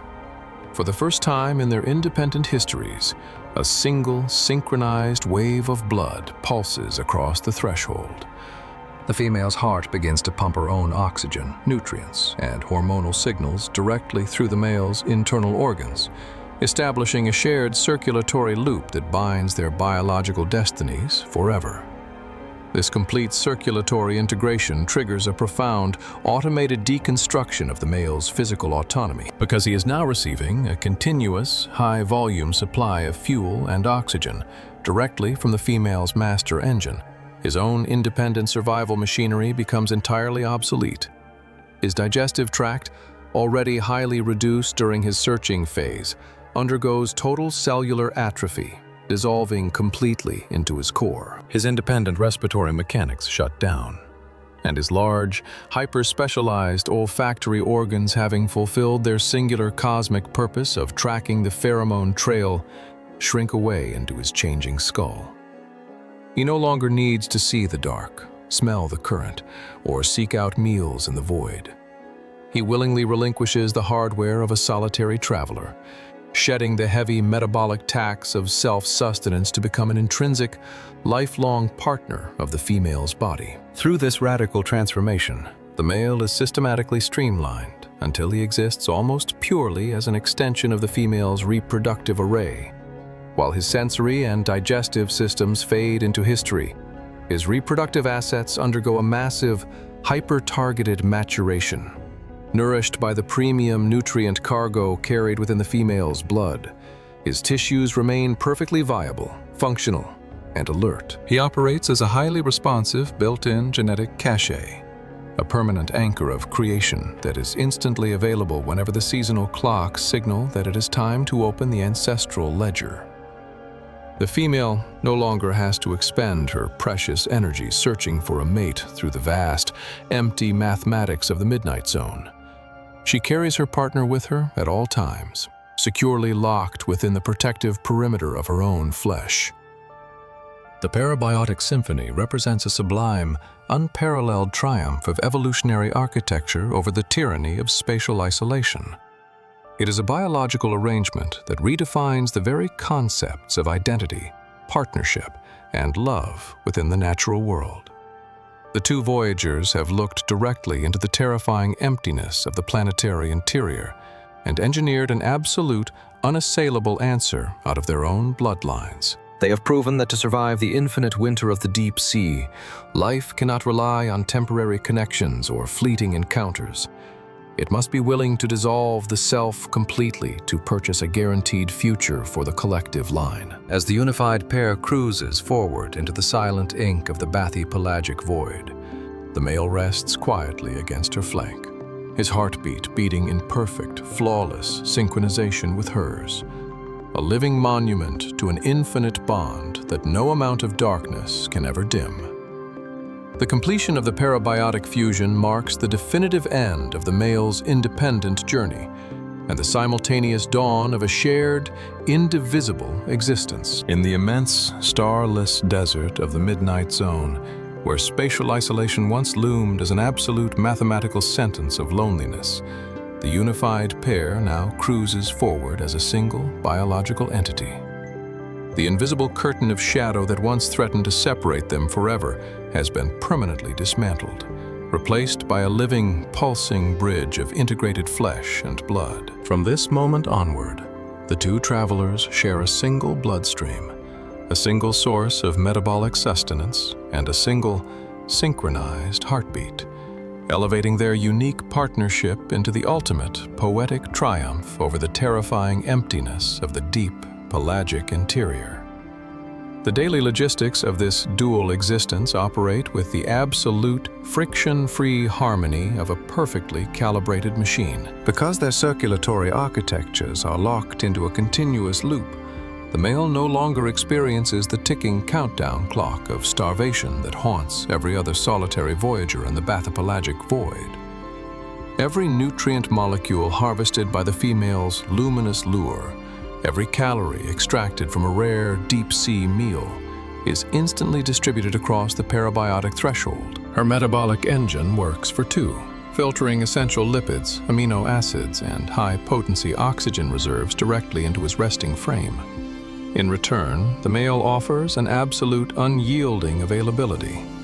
He has traded the chaotic, high-hazard freedom of a wanderer for the secure, purposeful sanctuary of a permanent anchor, ensuring that the female's reproductive investment is never left stranded by the harsh mathematics of chance. This total physiological integration transforms the very cadence of their physical reality. When the female accelerates her stroke to navigate a sudden downwelling current, the increased muscular demand triggers an immediate, automated surge in her heart rate. Because their vascular networks are one, this surge echoes instantaneously through the male's tissues. His vessels expand, his internal organs receive the identical chemical signals, and his respiratory rhythm rises in perfect, mirror-like harmony with hers. They do not experience the world as two separate entities responding to local stimuli. They read the shifts of the deep ocean through a shared neurological and hormonal lens. When the darkness falls quiet and the female drops into a state of energy-conserving stasis, the male's internal systems follow her downward into the same tranquil rest, their combined life force humming at a steady, unified baseline. There is an exquisite, haunting beauty in this architectural configuration. To a terrestrial observer bound by the rigid laws of individual autonomy, the complete deconstruction of the male's independent frame might resemble a loss of sovereignty. But through the clinical lens of evolutionary design, this surrender is the highest form of structural optimization. By allowing his non-essential sensory arrays to dissolve into history, the male frees himself from the crushing energetic tax that breaks so many solitary creatures in the deep. He concentrates his entire biological destiny into a singular, hyper-focused asset, an open gateway to tomorrow. He is no longer a vulnerable target, fighting a losing battle against a 1 in a billion equation. He has become a permanent, internal component of a sovereign lineage, safely insulated within the most formidable biological fortress on the planet. This unified reality yields its greatest evolutionary dividend when the grand internal clocks of the deep sea signal that it is time to execute the generational handshake. In the shallow reef matrices, or along the busy corridors of the coastal shelf, reproduction requires a complex, high-energy coordination of space, time, and behavioral courtship. But in the pitch-black stasis of the midnight zone, the unified anglerfish executes this sacred duty with absolute, silent immediacy. When the female's internal sensors register that her cargo of eggs is ready for release, she does not need to broadcast a frantic chemical alarm or scan the void for a passing companion. She simply releases a specific hormonal command through her own bloodstream. The male's tissues, bathed continuously in her blood, read the signal instantly. His reproductive engines fire in perfect synchronization, releasing his genetic stardust into the water column at the exact microsecond her eggs emerge, securing the continuity of their line without a single millimeter of lost motion. When we look across the vast, ink-black archive of life's design studio, the saga of the deep-sea anglerfish stands as the most radical and beautiful answer ever engineered to counter the tyranny of isolation. Nature does not allow the infinite winter of the midnight zone to become a graveyard of dead ends. Instead, she demonstrates that when the challenges of an environment become absolute, the solutions engineered by life must become equally absolute. She takes two scattered, drastically unequal stars navigating a boundless vacuum and weaves them into a single, unyielding constellation. They have conquered the statistics of the void by rewriting the definition of the self, proving that in the deep, silent architecture of the world's largest desert, the ultimate defense against the dark is not a shell of bone or iron, but the total, unconditional melting of one life into another. As the unified collective glides forward into the boundless ink of the bathypelagic night, the faint blue-green glow of her lure casts a soft, steady light over the path ahead. The dark stretches out for thousands of kilometers in every direction, cold, empty, and indifferent to the struggles of creation. Yet within the sovereign perimeter of her frame, the future rests secure. The male remains nestled against her flank, his form completely integrated into the masonry of her body, his tiny heart beating in flawless, everlasting cadence with her master pulse. Neither will ever have to search the empty water column again.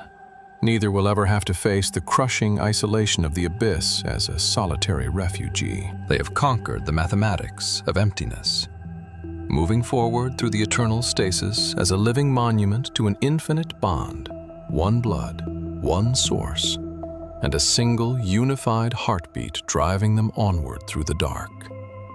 The narrative journey shifts its coordinates away from the crushing, lightless isolation of the bathypelagic desert and ascends once more into the vibrant, sun-dappled margins of the upper ocean. We step into the shallow, emerald-green waters of sheltered coastal bays and estuaries, where the boundary between land and sea blurs into a dynamic ecosystem known as the seagrass meadow. If the midnight zone is a boundless liquid vacuum running on a restricted energy budget, the seagrass sanctuary is its absolute environmental antithesis. It is a highly productive, hyper-dense nursery fueled by non-stop solar radiation, where thousands of slender, ribbon-like blades of marine vegetation undulate gracefully under the rhythmic influence of shifting coastal tides. At first glance, this sunlit habitat appears to be a tranquil paradise, a gentle haven of abundance and warmth. But beneath the shimmering surface of the water column lies a landscape defined by rapid physical fluctuations and intense biological exposure. The seagrass sanctuary is governed by the unyielding laws of the tidal cycle. Twice a day, massive volumes of water rush in from the open ocean, bringing sharp drops in temperature and surging currents that threaten to uproot soft-bodied organisms and carry them away into the hostile deep. Conversely, as the tide recedes, the water levels drop precipitously, exposing the shallow bays to intense solar heating, dramatic spikes in salinity, and the sharp eyes of wading birds and aerial predators scanning the margins from above. For a slow-moving, non-pelagic creature, navigating this fluid labyrinth requires a level of architectural stability that can withstand constant environmental turbulence. Furthermore, because these shallow meadows are rich in nutrients, they serve as a primary hunting ground for an array of opportunistic coastal predators. Fast-swimming juvenile fish, sharp-billed crabs, and predatory snails patrol the dense corridors of the grass blades, turning every square centimeter of open sand into a high-risk zone for unprotected life. For a small organism looking to execute the sacred command of the ancestral ledger, the seagrass sanctuary presents a stark evolutionary dilemma. Broadcast spawning is an absolute impossibility here. Casting fragile, unarmored eggs into a shifting tidal current is nothing more than providing a free harvest for the thousands of filter feeders lining the seabed. To ensure the continuity of its lineage, life must engineer a protective strategy that insulates the next generation from both the mechanical violence of the changing tides and the relentless hunger of the habitat's residents. It is within this dynamic emerald theater that the seahorse hippocampus unveils one of the most astonishing and revolutionary masterpieces ever created in nature's design studio. Recognizing that the intense pressures of the shallow bays demand an uncompromising commitment to parental care, this small, armored voyager does not rely on traditional maternal investment to secure the future. Instead, the species executes a breathtaking biological role reversal, a radical restructuring of evolutionary responsibilities that shifts the entire physical burden of incubation and protection from the female directly onto the male. This unconventional architectural blueprint completely upends the classical paradigms of vertebrate reproduction, transforming the father's body into the ultimate, self-contained fortress of life. The seahorse is not built for high-speed flight or pelagic roaming. Its body is a collection of rigid, bony plates wrapped around a delicate, vertical skeletal frame. Lacking a traditional tail fin, it relies on a highly flexible, prehensile tail to anchor itself securely to the base of the seagrass blades, mooring its body against the powerful drag of the incoming and outgoing tides. This sedentary, highly localized lifestyle means that a breeding pair cannot travel long distances to deposit their eggs in a remote, hidden sanctuary. The sanctuary must be carried with them, fully integrated into their day-to-day survival matrix. To solve this spatial bottleneck, the male seahorse features a specialized, highly advanced anatomical structure on the anterior region of his abdomen. A fully enclosed, vascularized brood pouch known as the marsupium. This internal nursery is not a simple skin fold or a primitive leather pocket. It is a sophisticated, high-performance biological laboratory engineered to completely insulate the developing embryos from the chaos of the changing tides. By choosing to accept the physical cargo of the future, the father seahorse allows the female to conserve her vital metabolic capital, enabling her to immediately begin harvesting the abundant resources of the seagrass meadow to manufacture the next batch of high-value genetic data. It is a brilliant administrative division of labor that maximizes the reproductive output of the family unit, while ensuring that the fragile eggs are never exposed to the external hazards of the coastal bay for a single microsecond. As the morning sun filters through the emerald canopy of the grass blades, illuminating the intricate courtship dance of the breeding pair, the stage is set for a historic evolutionary transaction. The father stands anchored to his blade of grass, his brood pouch expanding and preparing its internal chemistry to receive the sacred cargo. He is preparing to cross a threshold that few fathers in the history of the animal kingdom have ever approached.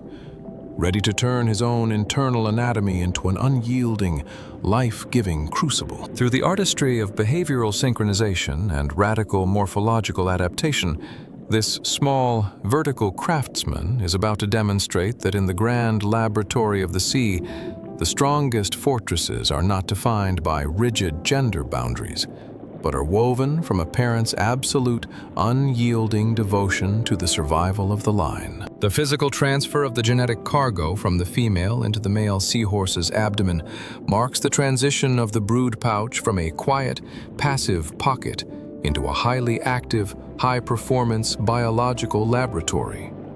Once the female deposits her clutch of unfertilized eggs directly through the narrow opening of the marsupium, the father seals the entry portal completely, isolating the internal microenvironment from the external world. He instantly washes the eggs in a protective wave of his own genetic data, securing the initialization of the generational handshake. From this moment onward, the father's brood pouch functions as a highly sophisticated chemical nursery, a self-regulating incubation chamber engineered to completely insulate the developing embryos from the volatile fluctuations of the changing coastal tides. Deconstructing the internal architecture of this specialized chamber reveals a masterpiece of vascular engineering and tissue specialization. The internal lining of the brood pouch is not made of simple, smooth skin. It is a highly modified, deeply folded epithelial matrix that undergoes a profound structural awakening the moment the embryos are locked inside. A network of thousands of microscopic capillaries expands rapidly throughout the lining, creating an ultra-dense vascular highway that wraps tightly around each individual egg slot. This rich network of blood vessels allows the father to establish an active, direct lifeline with his developing young, transforming his own metabolic engine into the primary life support system for the next generation. The primary and most critical task executed within this vascular forge is the non-stop regulation of internal chemistry, a process known to science as osmoregulation. In the shallow bays and estuaries where seahorses anchor themselves, the external salinity of the water column is a chaotic variable. Heavy tropical downpours can instantly dilute the shallow margins with fresh water, while intense midday evaporation can spike the salt concentration to dangerous tissue dehydrating levels. If a fragile, unarmored embryo were exposed to these sudden osmotic shocks, its cellular membranes would collapse, resulting in immediate systemic failure. To outdesign this environmental hazard, the father's internal system takes absolute control of the nursery's fluid dynamics. Through the active transport of specialized ions, such as sodium and chloride across the capillary walls, the father's endocrine system meticulously balances the salinity of the internal fluid. In the initial phase of incubation, he keeps the osmotic pressure inside the pouch in perfect harmony with the baseline chemistry of his own blood, shielding the embryos from the external chaos beyond his abdomen. Then, as the embryos mature and prepare for their eventual launch, the father executes a gradual, highly calculated chemical transition. Over the course of several weeks, his system alters the ion concentration inside the pouch, systematically increasing the internal salinity to match the exact current parameters of the outside bay. By turning his tissue lining into a dynamic chemical buffer, he ensures that his young undergo a smooth, stress-free physiological adaptation, completely bypassing the traumatic shock of environmental transition. Parallel to this sophisticated chemical balancing act runs the continuous delivery of vital respiratory assets. As the embryos break out of their initial egg casings and grow into active tissue-building larvae, their demand for oxygen increases exponentially. To meet this escalating logistical requirement, the father's heart pumps high-volume, oxygen-rich blood directly into the capillary beds of the pouch lining. The thin, fluid-filled boundaries between the father's blood vessels and the embryonic membranes allow for a seamless, highly efficient gas exchange. Oxygen diffuses effortlessly into the nursery matrix to fuel the intensive cellular division of the young, while metabolic waste products, such as carbon dioxide, are absorbed back into the father's bloodstream to be safely filtered and expelled through his own gill systems. Furthermore, This internal nursery serves as an advanced nutritional and immunological shield. While the larvae derive their primary caloric energy from the high-value lipids stored within their yolk sacs, the father's capillary network supplies essential supplementary nutrients, including vital calcium compounds required to build their emerging skeletal frameworks and bony armor plates. Simultaneously, his system infuses the internal fluid with a protective cargo of antibacterial enzymes and specialized immunological markers. This continuous chemical wash sanitizes the incubation chamber, neutralizing harmful pathogens and preventing localized infections from spreading through the dense, crowded nursery. The father has built a pristine, sterile sanctuary within his own frame, an environment where the future can develop in absolute peace. By taking on the full physical tax of this internal chemical vigil, the father seahorse demonstrates a total convergence of form and function. His body is no longer just an instrument for individual survival. It has been entirely repurposed to serve as a high-fidelity incubator. He remains anchored to his blade of grass, his abdomen visibly swollen and heavy with the weight of hundreds of growing lives, enduring the metabolic strain with a silent, steadfast discipline. Through the artistry of vascular engineering and active hormonal control, this vertical craftsman has turned the intimacy of his own flesh into the most stable, unyielding laboratory of life on the coastal shelf, proving that the ultimate shield against a volatile world is a parent's perfectly regulated heart. The architectural brilliance of the seahorse's internal laboratory does not exist in an evolutionary vacuum, nor is it a random anomaly of biological nonconformity. When we step back from the microdynamics of the vascular brood pouch and analyze the macro-logistics of the family unit, the true genius of this reproductive strategy manifests as a masterpiece of cooperative resource management. The breathtaking role reversal executed within the seagrass sanctuary is the ultimate expression of evolutionary teamwork.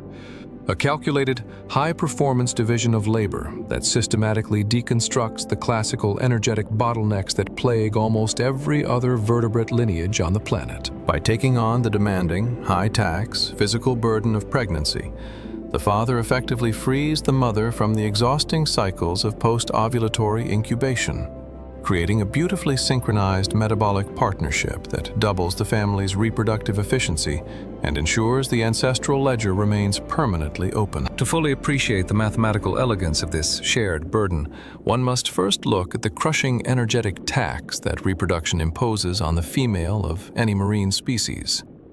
The manufacturing of eggs is one of the most resource-intensive industrial processes in the natural biosphere. Eggs are not simple vectors of genetic information. They are dense, high-value packages of premium lipids, structural proteins, and essential chemical compounds wrapped inside protective vitelline membranes. To produce a single clutch of these high-calorie assets, a female must expend an immense portion of her daily metabolic budget, diverting precious amino acids and fatty acids away from her own tissue maintenance and survival reserves. In standard marine architectures, once the female deposits these eggs, she must either spend weeks guarding them from opportunistic reef predators or carry them internally through a long, exhausting pregnancy, during which her ability to hunt and gather new resources is severely compromised. This traditional sequence creates a massive logistical bottleneck. A female cannot produce a new batch of eggs while her body is actively locked down by the physical and metabolic demands of an ongoing pregnancy. Her reproductive cycle is forced into a state of prolonged stasis, creating a long temporal gap between generations, a window of vulnerability that a changing, high-hazard environment like a coastal estuary can easily exploit. The seahorse blueprint completely shatters this bottleneck through a radical administrative restructuring. The moment the female transfers her newly minted, resource-dense eggs into the male's marsupium, her operational obligations to that specific generation are dropped to absolute zero. She does not experience the physical drag of carrying a swollen abdomen. She does not have to expend a single calorie on regulating internal osmotic fluid, and she does not have to sacrifice her mobility to protect the nest. Instead, the mother can instantly redirect her entire unburdened metabolic engine back toward the rich resource corridors of the shallow bay. Freed from the anchors of pregnancy, she spends her days cruising the emerald corridors of the grass blades, utilizing her specialized tubular snout to vacuum up an endless stream of high-protein copepods, amphipods, and miniature mysid shrimp with clinical efficiency. Every single calorie she harvests during this period is not wasted on maintaining a nursery.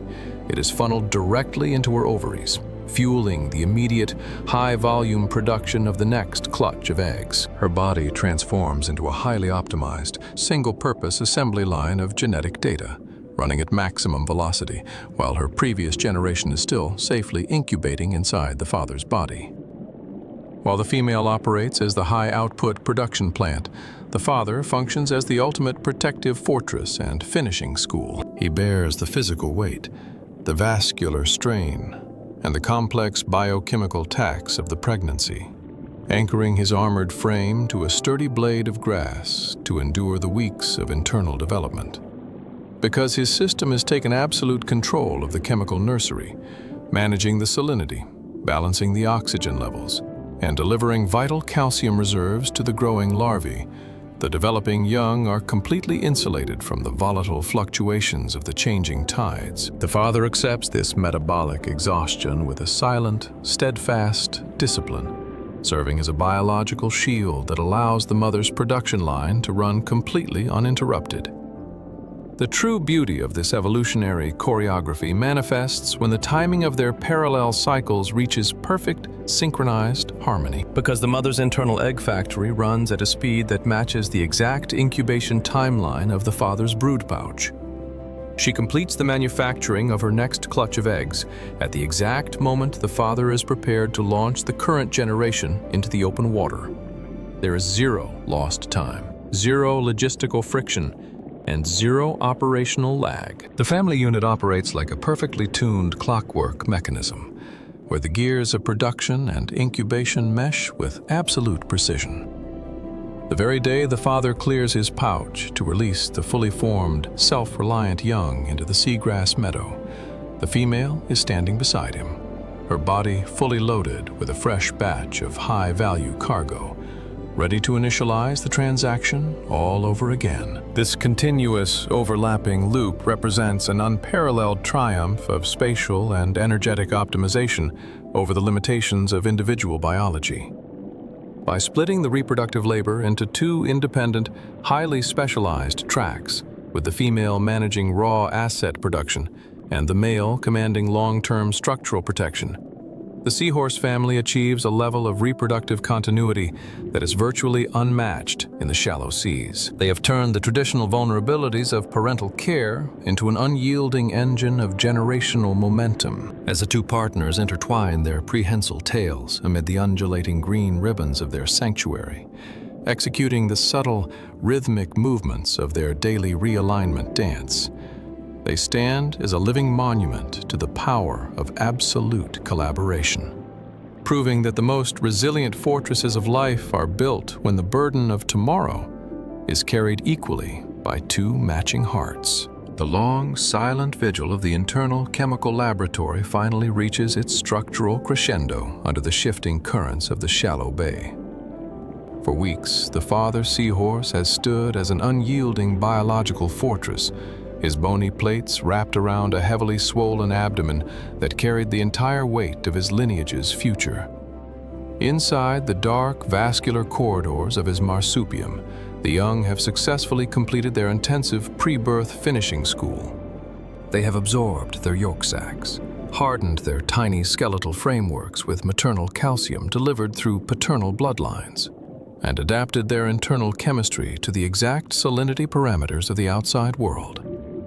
The incubation phase is 100% complete, and the automated clocks of nature now signal that it is time to open the gates of the sanctuary and unleash the cascade of life into the emerald meadows. The launch of this new generation is not a passive, casual drifting of eggs, but a powerful, highly coordinated physical performance that demands every ounce of the father's remaining metabolic energy. To initialize the birth protocol, the male firmly anchors his prehensile tail around the base of a sturdy seagrass blade, mooring his vertical frame securely against the rolling surge of the incoming tide. He arches his back, flexing his armored body into a tight, dramatic crescent shape to compress the internal space of the brood pouch. Then, a wave of powerful, rhythmic muscular contractions ripples across his abdomen. With a visible, forward-thrusting motion, the narrow exit portal of the marsupium snaps wide open, and the father expels a vibrant, explosive cloud of perfect miniature seahorses directly into the water column. This spectacular release is repeated again and again over the course of several hours, as the father undergoes sequence after sequence of rhythmic labor contractions. Each physical spasm acts like a mechanical pump, launching dozens of tiny, fully formed juveniles into the sun-dappled currents of the sanctuary. The water column surrounding the anchored male becomes a swirling theater of creation, filled with a dense cascade of miniature voyagers measuring only a few millimeters in length. Unlike the fragile, amorphous larvae of broadcast-spawning reef fish, these tiny seahorse pups emerge as exact, high-fidelity replicas of their parents. They feature the same elongated snouts, the same independently moving eyes, and the same delicate, interlocking bony armor plates, looking like an army of living chess pieces floating gracefully through the grass. The moment they exit the dark laboratory of the pouch, the young champions display an immediate, instinctive self-reliance. There is no period of vulnerability, no confusion, and no hesitation. Guided by ancient behavioral programming hardwired into their tiny nervous systems, the newborns instantly unfurl their highly flexible prehensile tails, reaching out into the fluid medium to grasp the very first slender ribbon of marine vegetation they encounter. They secure their anchors with absolute precision, locking themselves onto the vertical highways of the seagrass meadow to withstand the steady drag of the changing tides.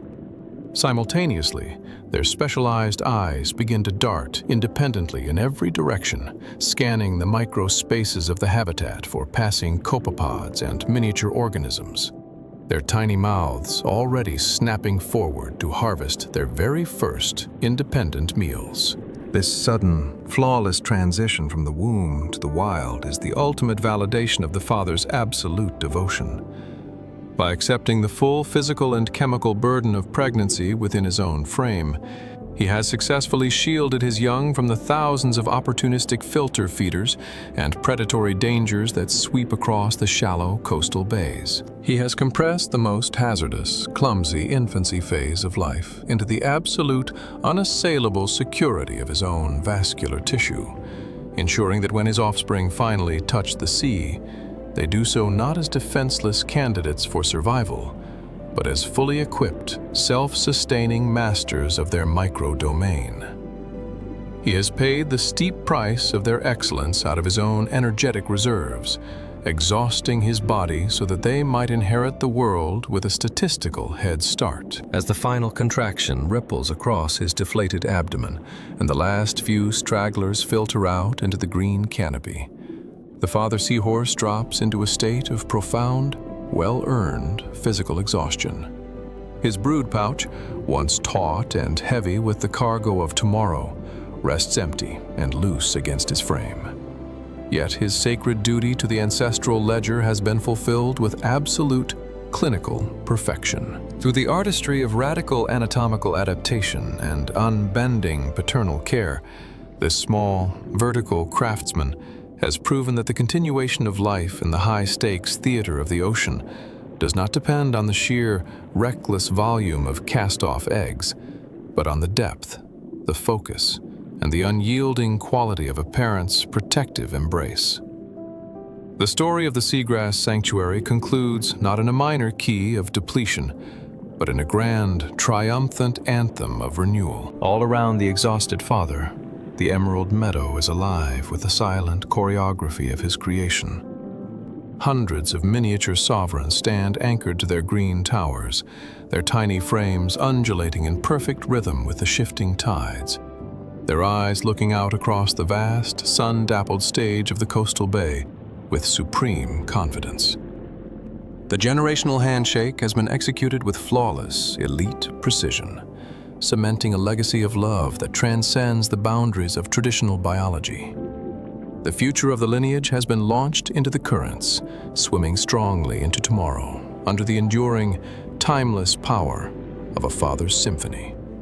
To truly grasp the scale of the planetary archive we have traversed, the human mind must transcend individual coordinates of latitude, longitude, and depth.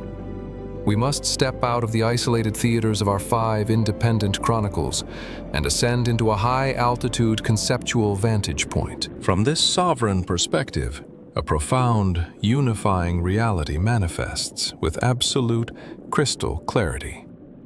The global ocean is not merely a vast, indifferent chemical solution covering 70% of the Earth's crust, nor is it a simple repository of raw natural resources.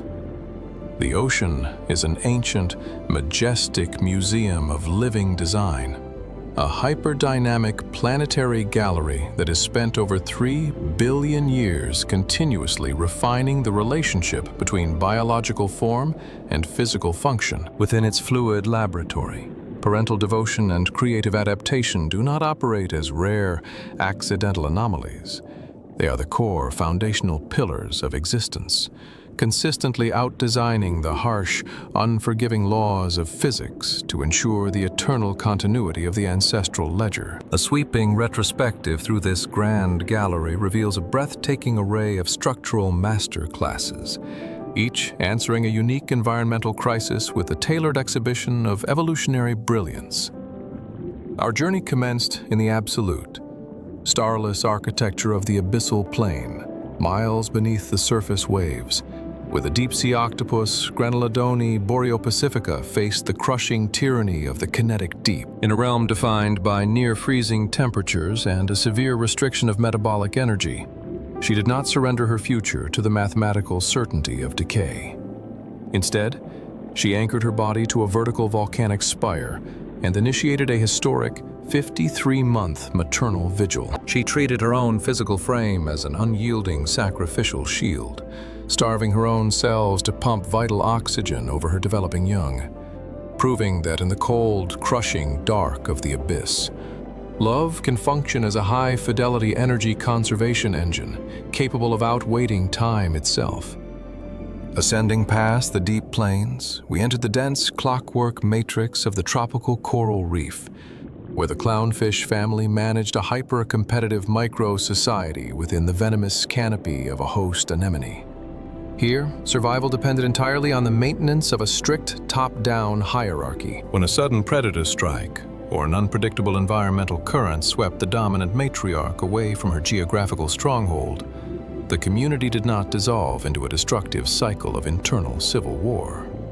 Instead, the primary breeding male activated an automated, built-in systemic correction protocol encoded deep within his cellular DNA. Without any external intervention, he launched a profound internal revolution. Sequential hermaphroditism, rewriting his neurological software, dissolving his testicular tissues, and awakening his latent ovarian factories to step flawlessly into the role of the new sovereign.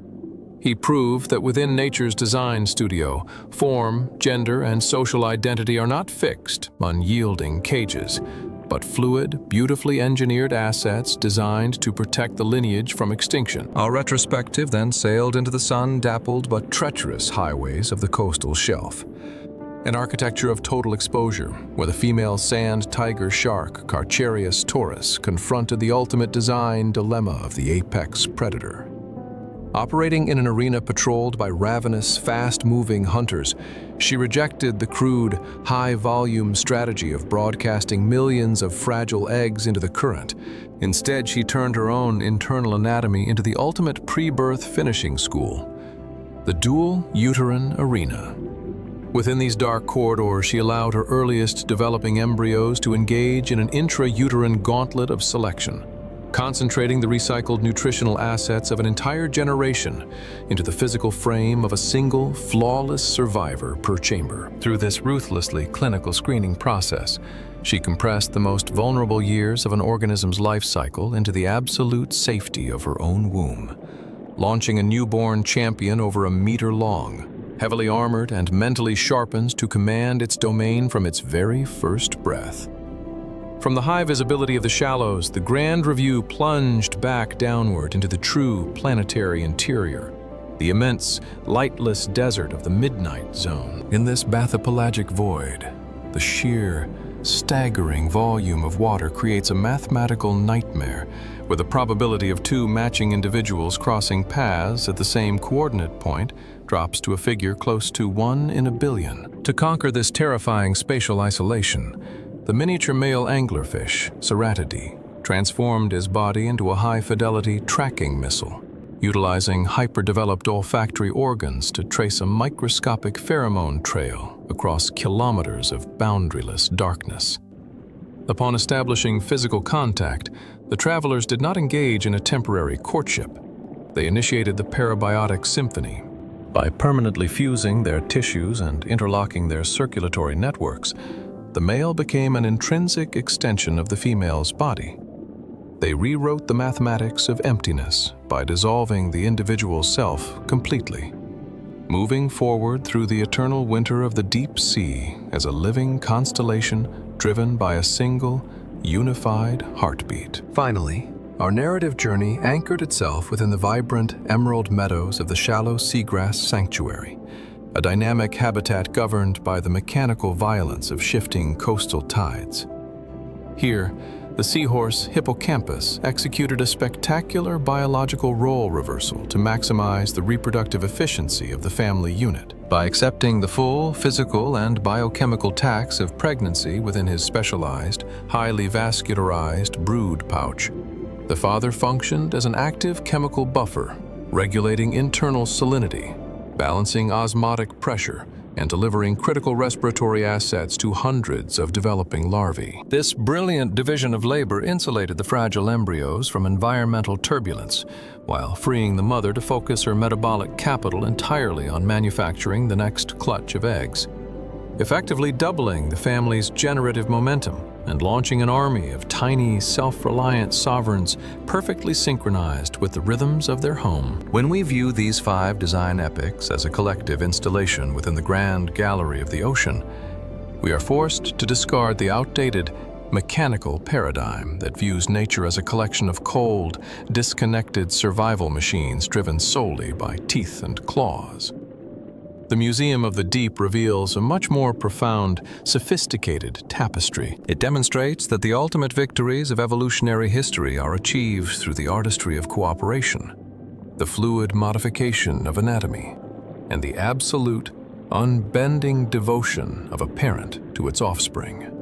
Life does not merely exist in the ocean. It outthinks the constraints of the environment, using the physical properties of water, pressure, and chemistry as raw materials to craft masterpieces of resilience. As we prepare to confront the modern challenges that threaten these ancient sanctuaries, we must remember that we are not merely managing a body of water. We are the temporary guardians of a sacred, living archive of excellence, an eternal museum whose fluid corridors have proven time and generation after generation that the spark of creation can never be extinguished by the dark. To transition from the ancient, time-tested architecture of the ocean's grand gallery into the reality of the contemporary marine biosphere is to observe a landscape undergoing a subtle, profound transformation. For over 3 billion years, the environmental parameters of the global ocean, its thermal boundaries, its fluid currents, and its fundamental chemical equilibrium operated as a stable, predictable foundation upon which life could execute its most complex design blueprint. The master craftsmen we have chronicled did not evolve their strategies in an erratic, fast-changing laboratory. They calibrated their sensory arrays, their hormonal overwrites, and their reproductive cycles against a reliable, slow-moving baseline. However, as we analyze the modern state of the marine wilderness, it becomes increasingly clear that this baseline is experiencing an invisible, widespread shift, a quiet, systemic recalibration of ocean chemistry that introduces an unprecedented layer of logistical friction to the continuation of the ancestral ledger. This modern transformation is not defined by sudden, spectacular catastrophes or localized structural collapses that immediately capture the human eye. Instead, it operates through a process known to conservation science as shifting baseline syndrome, where gradual, incremental modifications to an ecosystem occur so quietly that each successive generation accepts a degraded environment as the normal, permanent standard. The most critical theater for this invisible shift is not found in the melting of visible ice shelves or the dramatic bleaching of shallow reefs, but down at the microscopic, molecular level of the water column itself. Across every latitude and depth, from the sunlit meadows of the seagrass sanctuary to the boundless expanses of the midnight zone, the very fluid that sustains the biosphere is undergoing a steady, measurable rise in baseline acidity, a chemical recalibration driven by the ocean's non-stop, passive absorption of excess atmospheric carbon dioxide. To understand the mechanics of this shift without falling into reactionary or accusatory rhetoric, one must examine the phenomenon through the clinical lens of a structural engineer. The global ocean acts as the planet's primary thermal and chemical sponge, absorbing vast quantities of thermal energy and gases from the atmosphere to maintain a habitable climate balance on land. When elevated concentrations of carbon dioxide dissolve into the surface waters, they react chemically with the liquid medium to form a weak acid known as carbonic acid. This process does not turn the ocean into a boiling, corrosive vat of toxic chemicals. The change is extraordinarily subtle, represented by a fractional drop in the water's baseline pH level. To a casual observer, a shift of a few tenths of a pH unit might appear completely negligible, a minor variance lost in the vast, churning volume of the global sea. However, within the microscopic laboratory where life initiates its very first architectural steps, this fractional shift represents a profound inflation of the energy tax required to build a physical history. The primary casualties of this chemical recalibration are the thousands of drifting planktonic larvae, microscopic organisms, and newly hatched juveniles that inhabit the open water column immediately following the execution of the generational handshake. Before a clownfish can find its anemone, before a deep-sea cephalopod can harden its internal structures, and before a wandering pelagic mollusk can navigate the currents, these tiny, soft-bodied voyagers must execute a fundamental masonry task. They must harvest dissolved minerals from the surrounding water column to weave their very first protective shells and skeletal frameworks out of calcium carbonate. This initial calcification process is a marvel of microscopic engineering. A newly emerged larva possesses only a strictly limited, highly conservative energy budget stored within its residual yolk sac. It must work with absolute velocity, utilizing specialized cellular pumps to gather dissolved calcium ions and carbonate ions from the passing water, aligning them into a rigid, crystalline geometric matrix that serves as its primary defensive armor and structural anchor. Under the historical baseline of ocean chemistry, the concentration of these essential carbonate building blocks was exceptionally high, meaning the water was chemically supersaturated with the raw materials of architecture. The larvae could gather their bricks with minimal effort, expending only a tiny fraction of their metabolic capital on construction, leaving the vast majority of their energy reserves to fuel their sensory development, burst swimming, and the active hunting of microscopic prey. The invisible shift in baseline fundamentally disrupts this supply chain. As the water's acidity experiences its subtle, non-stop rise, the excess hydrogen ions circulating through the fluid column actively bind with the available carbonate ions, converting them into bicarbonate. In doing so, the chemical reaction systematically locks away the very raw materials the microscopic masons require to build their fortresses. The water becomes undersaturated with the specific molecular building blocks of calcium carbonate. The ocean is not actively dissolving the existing shells of adult creatures with a dramatic, burning violence. Rather, it is making it slightly, continuously more difficult for a drifting, newborn infant to gather the scattered bricks required to lay its very first foundation stone. The consequence of this chemical scarcity is a dramatic increase in the internal construction tax of the organism to build the exact same protective shell that its ancestors manufactured with ease. A modern larva must run its cellular pumps at double or triple their historical velocity. It must expend a significantly larger percentage of its fixed, irreplaceable yolk budget, simply to achieve basic structural integrity. This leaves the developing juvenile with a dangerous, depleted energy reserve for its other vital survival tasks. Because it had to dedicate so many calories to the architecture of its shell, it may emerge from the larval phase slightly smaller, less coordinated, and with delayed reflex responses. It becomes a fraction of a second slower when executing a burst swimming maneuver to escape an incoming predator, or its sensory array becomes slightly less acute when tracking the invisible pheromone trails or acoustic snaps of its ancestral home. When we view this invisible shift through the grand arc of evolutionary history, the true scale of the modern challenge becomes clear. The master designs we have celebrated throughout this chronicle, the unyielding fast of the octopus, the radical shape-shifting of the clownfish, the internal gauntlet of the shark, the parabiotic alliance of the anglerfish, and the shared burden of the seahorse were all engineered to solve the visible, physical challenges of space, distance, and predation. They are masterpieces built to triumph over the predictable laws of classical physics. But this modern chemical recalibration introduces an abstract, invisible variable that bypasses these structural defenses, striking directly at the microscopic foundation upon which all ocean life is constructed. To protect these ancient lineages and ensure the Museum of Living Design remains open for the generations of tomorrow, we must expand our focus beyond the visible boundaries of the sanctuary walls and commit ourselves to stabilizing the very chemistry of the fluid medium that binds them all together. To conclude our exploration of the ocean's living archive by focusing entirely on the invisible friction of shifting chemical baselines would be to misread the fundamental character of the biosphere. Nature is not a fragile, static glass monument that shatters irreversibly at the first touch of external stress.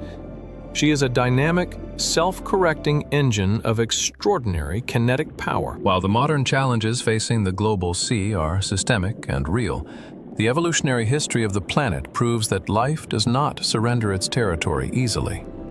The master designs we have witnessed from the deep abyssal fast to the shallow seagrass laboratory were forged over hundreds of millions of years of intense environmental pressure, equipping them with a profound, built-in capacity for cellular resilience and adaptive recovery. When we look across the contemporary marine landscape, a brilliant new chapter is manifesting, a resilient renaissance, where global success stories demonstrate that the moment humanity establishes protected spaces and gives the ocean a quiet room to breathe, the ancient blueprints of life reactivate with astonishing, explosive vitality. This capacity for rapid, automated healing is most vividly on display within the world's newly established Marine Protected Areas, MP, as in fully no-take marine reserves. For decades, traditional conservation philosophy operated under the assumption that a heavily degraded marine ecosystem where fish stocks had collapsed, habitat structures were fractured, and historical food webs were broken would require centuries of complex, artificial human intervention to rebuild. However, empirical data gathered from highly protected sanctuaries across the globe has completely overturned this pessimistic paradigm. When we completely remove the immediate extractive pressures of industrial harvesting and physical habitat destruction from a specific coordinate matrix, we do not simply halt the decline. We unlock an evolutionary spring that has been held under tension. Consider the spectacular recovery witnessed in the large-scale marine reserves of the Indo-Pacific and the Mediterranean. In regions where coral reefs and rocky shelves had been reduced to quiet, unproductive barrens by decades of non-stop disturbance, the implementation of strict protection zones triggered an almost immediate systemic rebound. The first phase of this renaissance begins with the rapid stabilization of the local hierarchy. With industrial fishing vessels excluded from the perimeter, long-lived apex predators, the massive sharks and large groupers that serve as the sovereign commanders of the habitat, return to patrol the borders. Their presence acts as an immediate structural stabilizer, resetting the behavioral patterns of intermediate predators and clearing away the chaotic imbalances that form during an environmental vacuum. Once the top-down order is restored, the reproductive engines of the habitat shift into hyperdrive, demonstrating a phenomenon known to marine biology as the spillover effect. Within the sanctuary borders, mature adult fish are allowed to grow to their full ancestral sizes, an asset of immense value to the continuity of the lineage. In marine life, reproductive output does not scale linearly with size. It scales exponentially. A single, large, fully matured female cod or snapper produces more high-quality, lipid-rich eggs than dozens of smaller, younger individuals combined.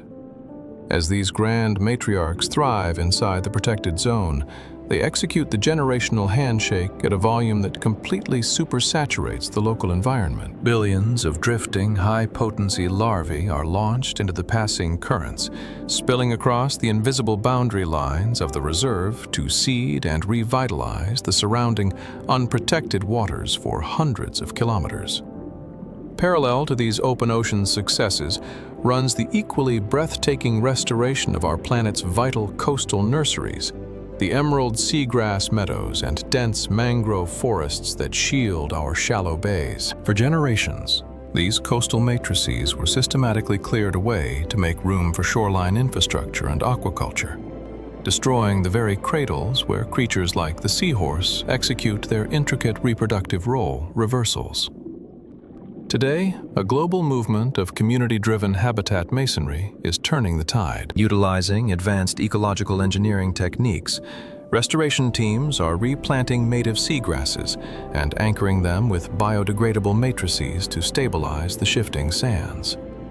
The response of the marine community to these reconstructed sanctuaries is nothing short of miraculous. The moment the ribbon-like blades of marine vegetation achieve a critical structural density, the vacant space is instantly reclaimed by the hidden pioneers of the shallows. Microscopic copepods and amphipods settle along the stalks, setting up the complex nutrient supply chains required to sustain higher life. Seahorses, tracing the returning chemical and acoustic cues of a healthy ecosystem, navigate back into the bays, using their prehensile tails to anchor themselves once more to the green spires. The father's brood pouch begins its sophisticated chemical choreography, managing salinity and oxygen for a new generation within a habitat that was once a barren, sandy desert. The sanctuary heals itself from the roots up, proving that the blueprints for domestic harmony are never truly lost. They are merely waiting for the physical scaffolding to return. This profound capacity for self-correction represents a fundamental truth that must guide our relationship with the global sea moving forward. Nature does not require humanity to actively micromanage its recovery or artificially direct its evolutionary path. She simply requires us to stop suffocating her. The ocean's built-in resilience is an automated biological reflex, an unyielding drive toward balance that has survived asteroid impacts, ice ages, and planetary shifts in chemistry throughout geological time. When we establish an MPA, we are not creating an artificial zoo or an isolated museum display. We are setting up an arena of sovereignty, a zone of non-interference where the ancient, time-tested laws of natural selection can operate without the disruptive noise of modern industrial pressure. The success of the resilient Renaissance offers a powerful, inspiring alternative to the rhetoric of ecological despair. It transforms our understanding of conservation from a losing rearguard action into an active, rewarding partnership with a magnificent living system. As we look out across the vast, rolling horizon of the global ocean, we see a frontier that is ready to forgive our historical excesses the very moment we grant it the space to do so. The master designs we have spent this chronicle celebrating are not fragile ghosts fading into history. They are active, unyielding champions of survival, armed with the dense muscle of the shark, the shape-shifting alchemy of the clownfish, and the unified heartbeat of the anglerfish. By expanding our network of sanctuaries and securing the integrity of the marine water column, we ensure that this grand museum of living design remains fully operational, allowing the creative symphony of the deep to play on, vibrant, undiminished, and sovereign, for all the generations yet to be born into the light. Our journey through the ocean's hidden galleries brings us to a profound, sobering confrontation with our place in the planetary hierarchy. We have descended into the abyssal plane to witness a 5-year maternal fast, and ascended to the shallow meadows to watch a father seahorse orchestrate a brilliant cascade of life. We have seen gender transform into a fluid asset on the reef, and watched 2 scattered stars in the midnight zone melt into a single, permanent heartbeat.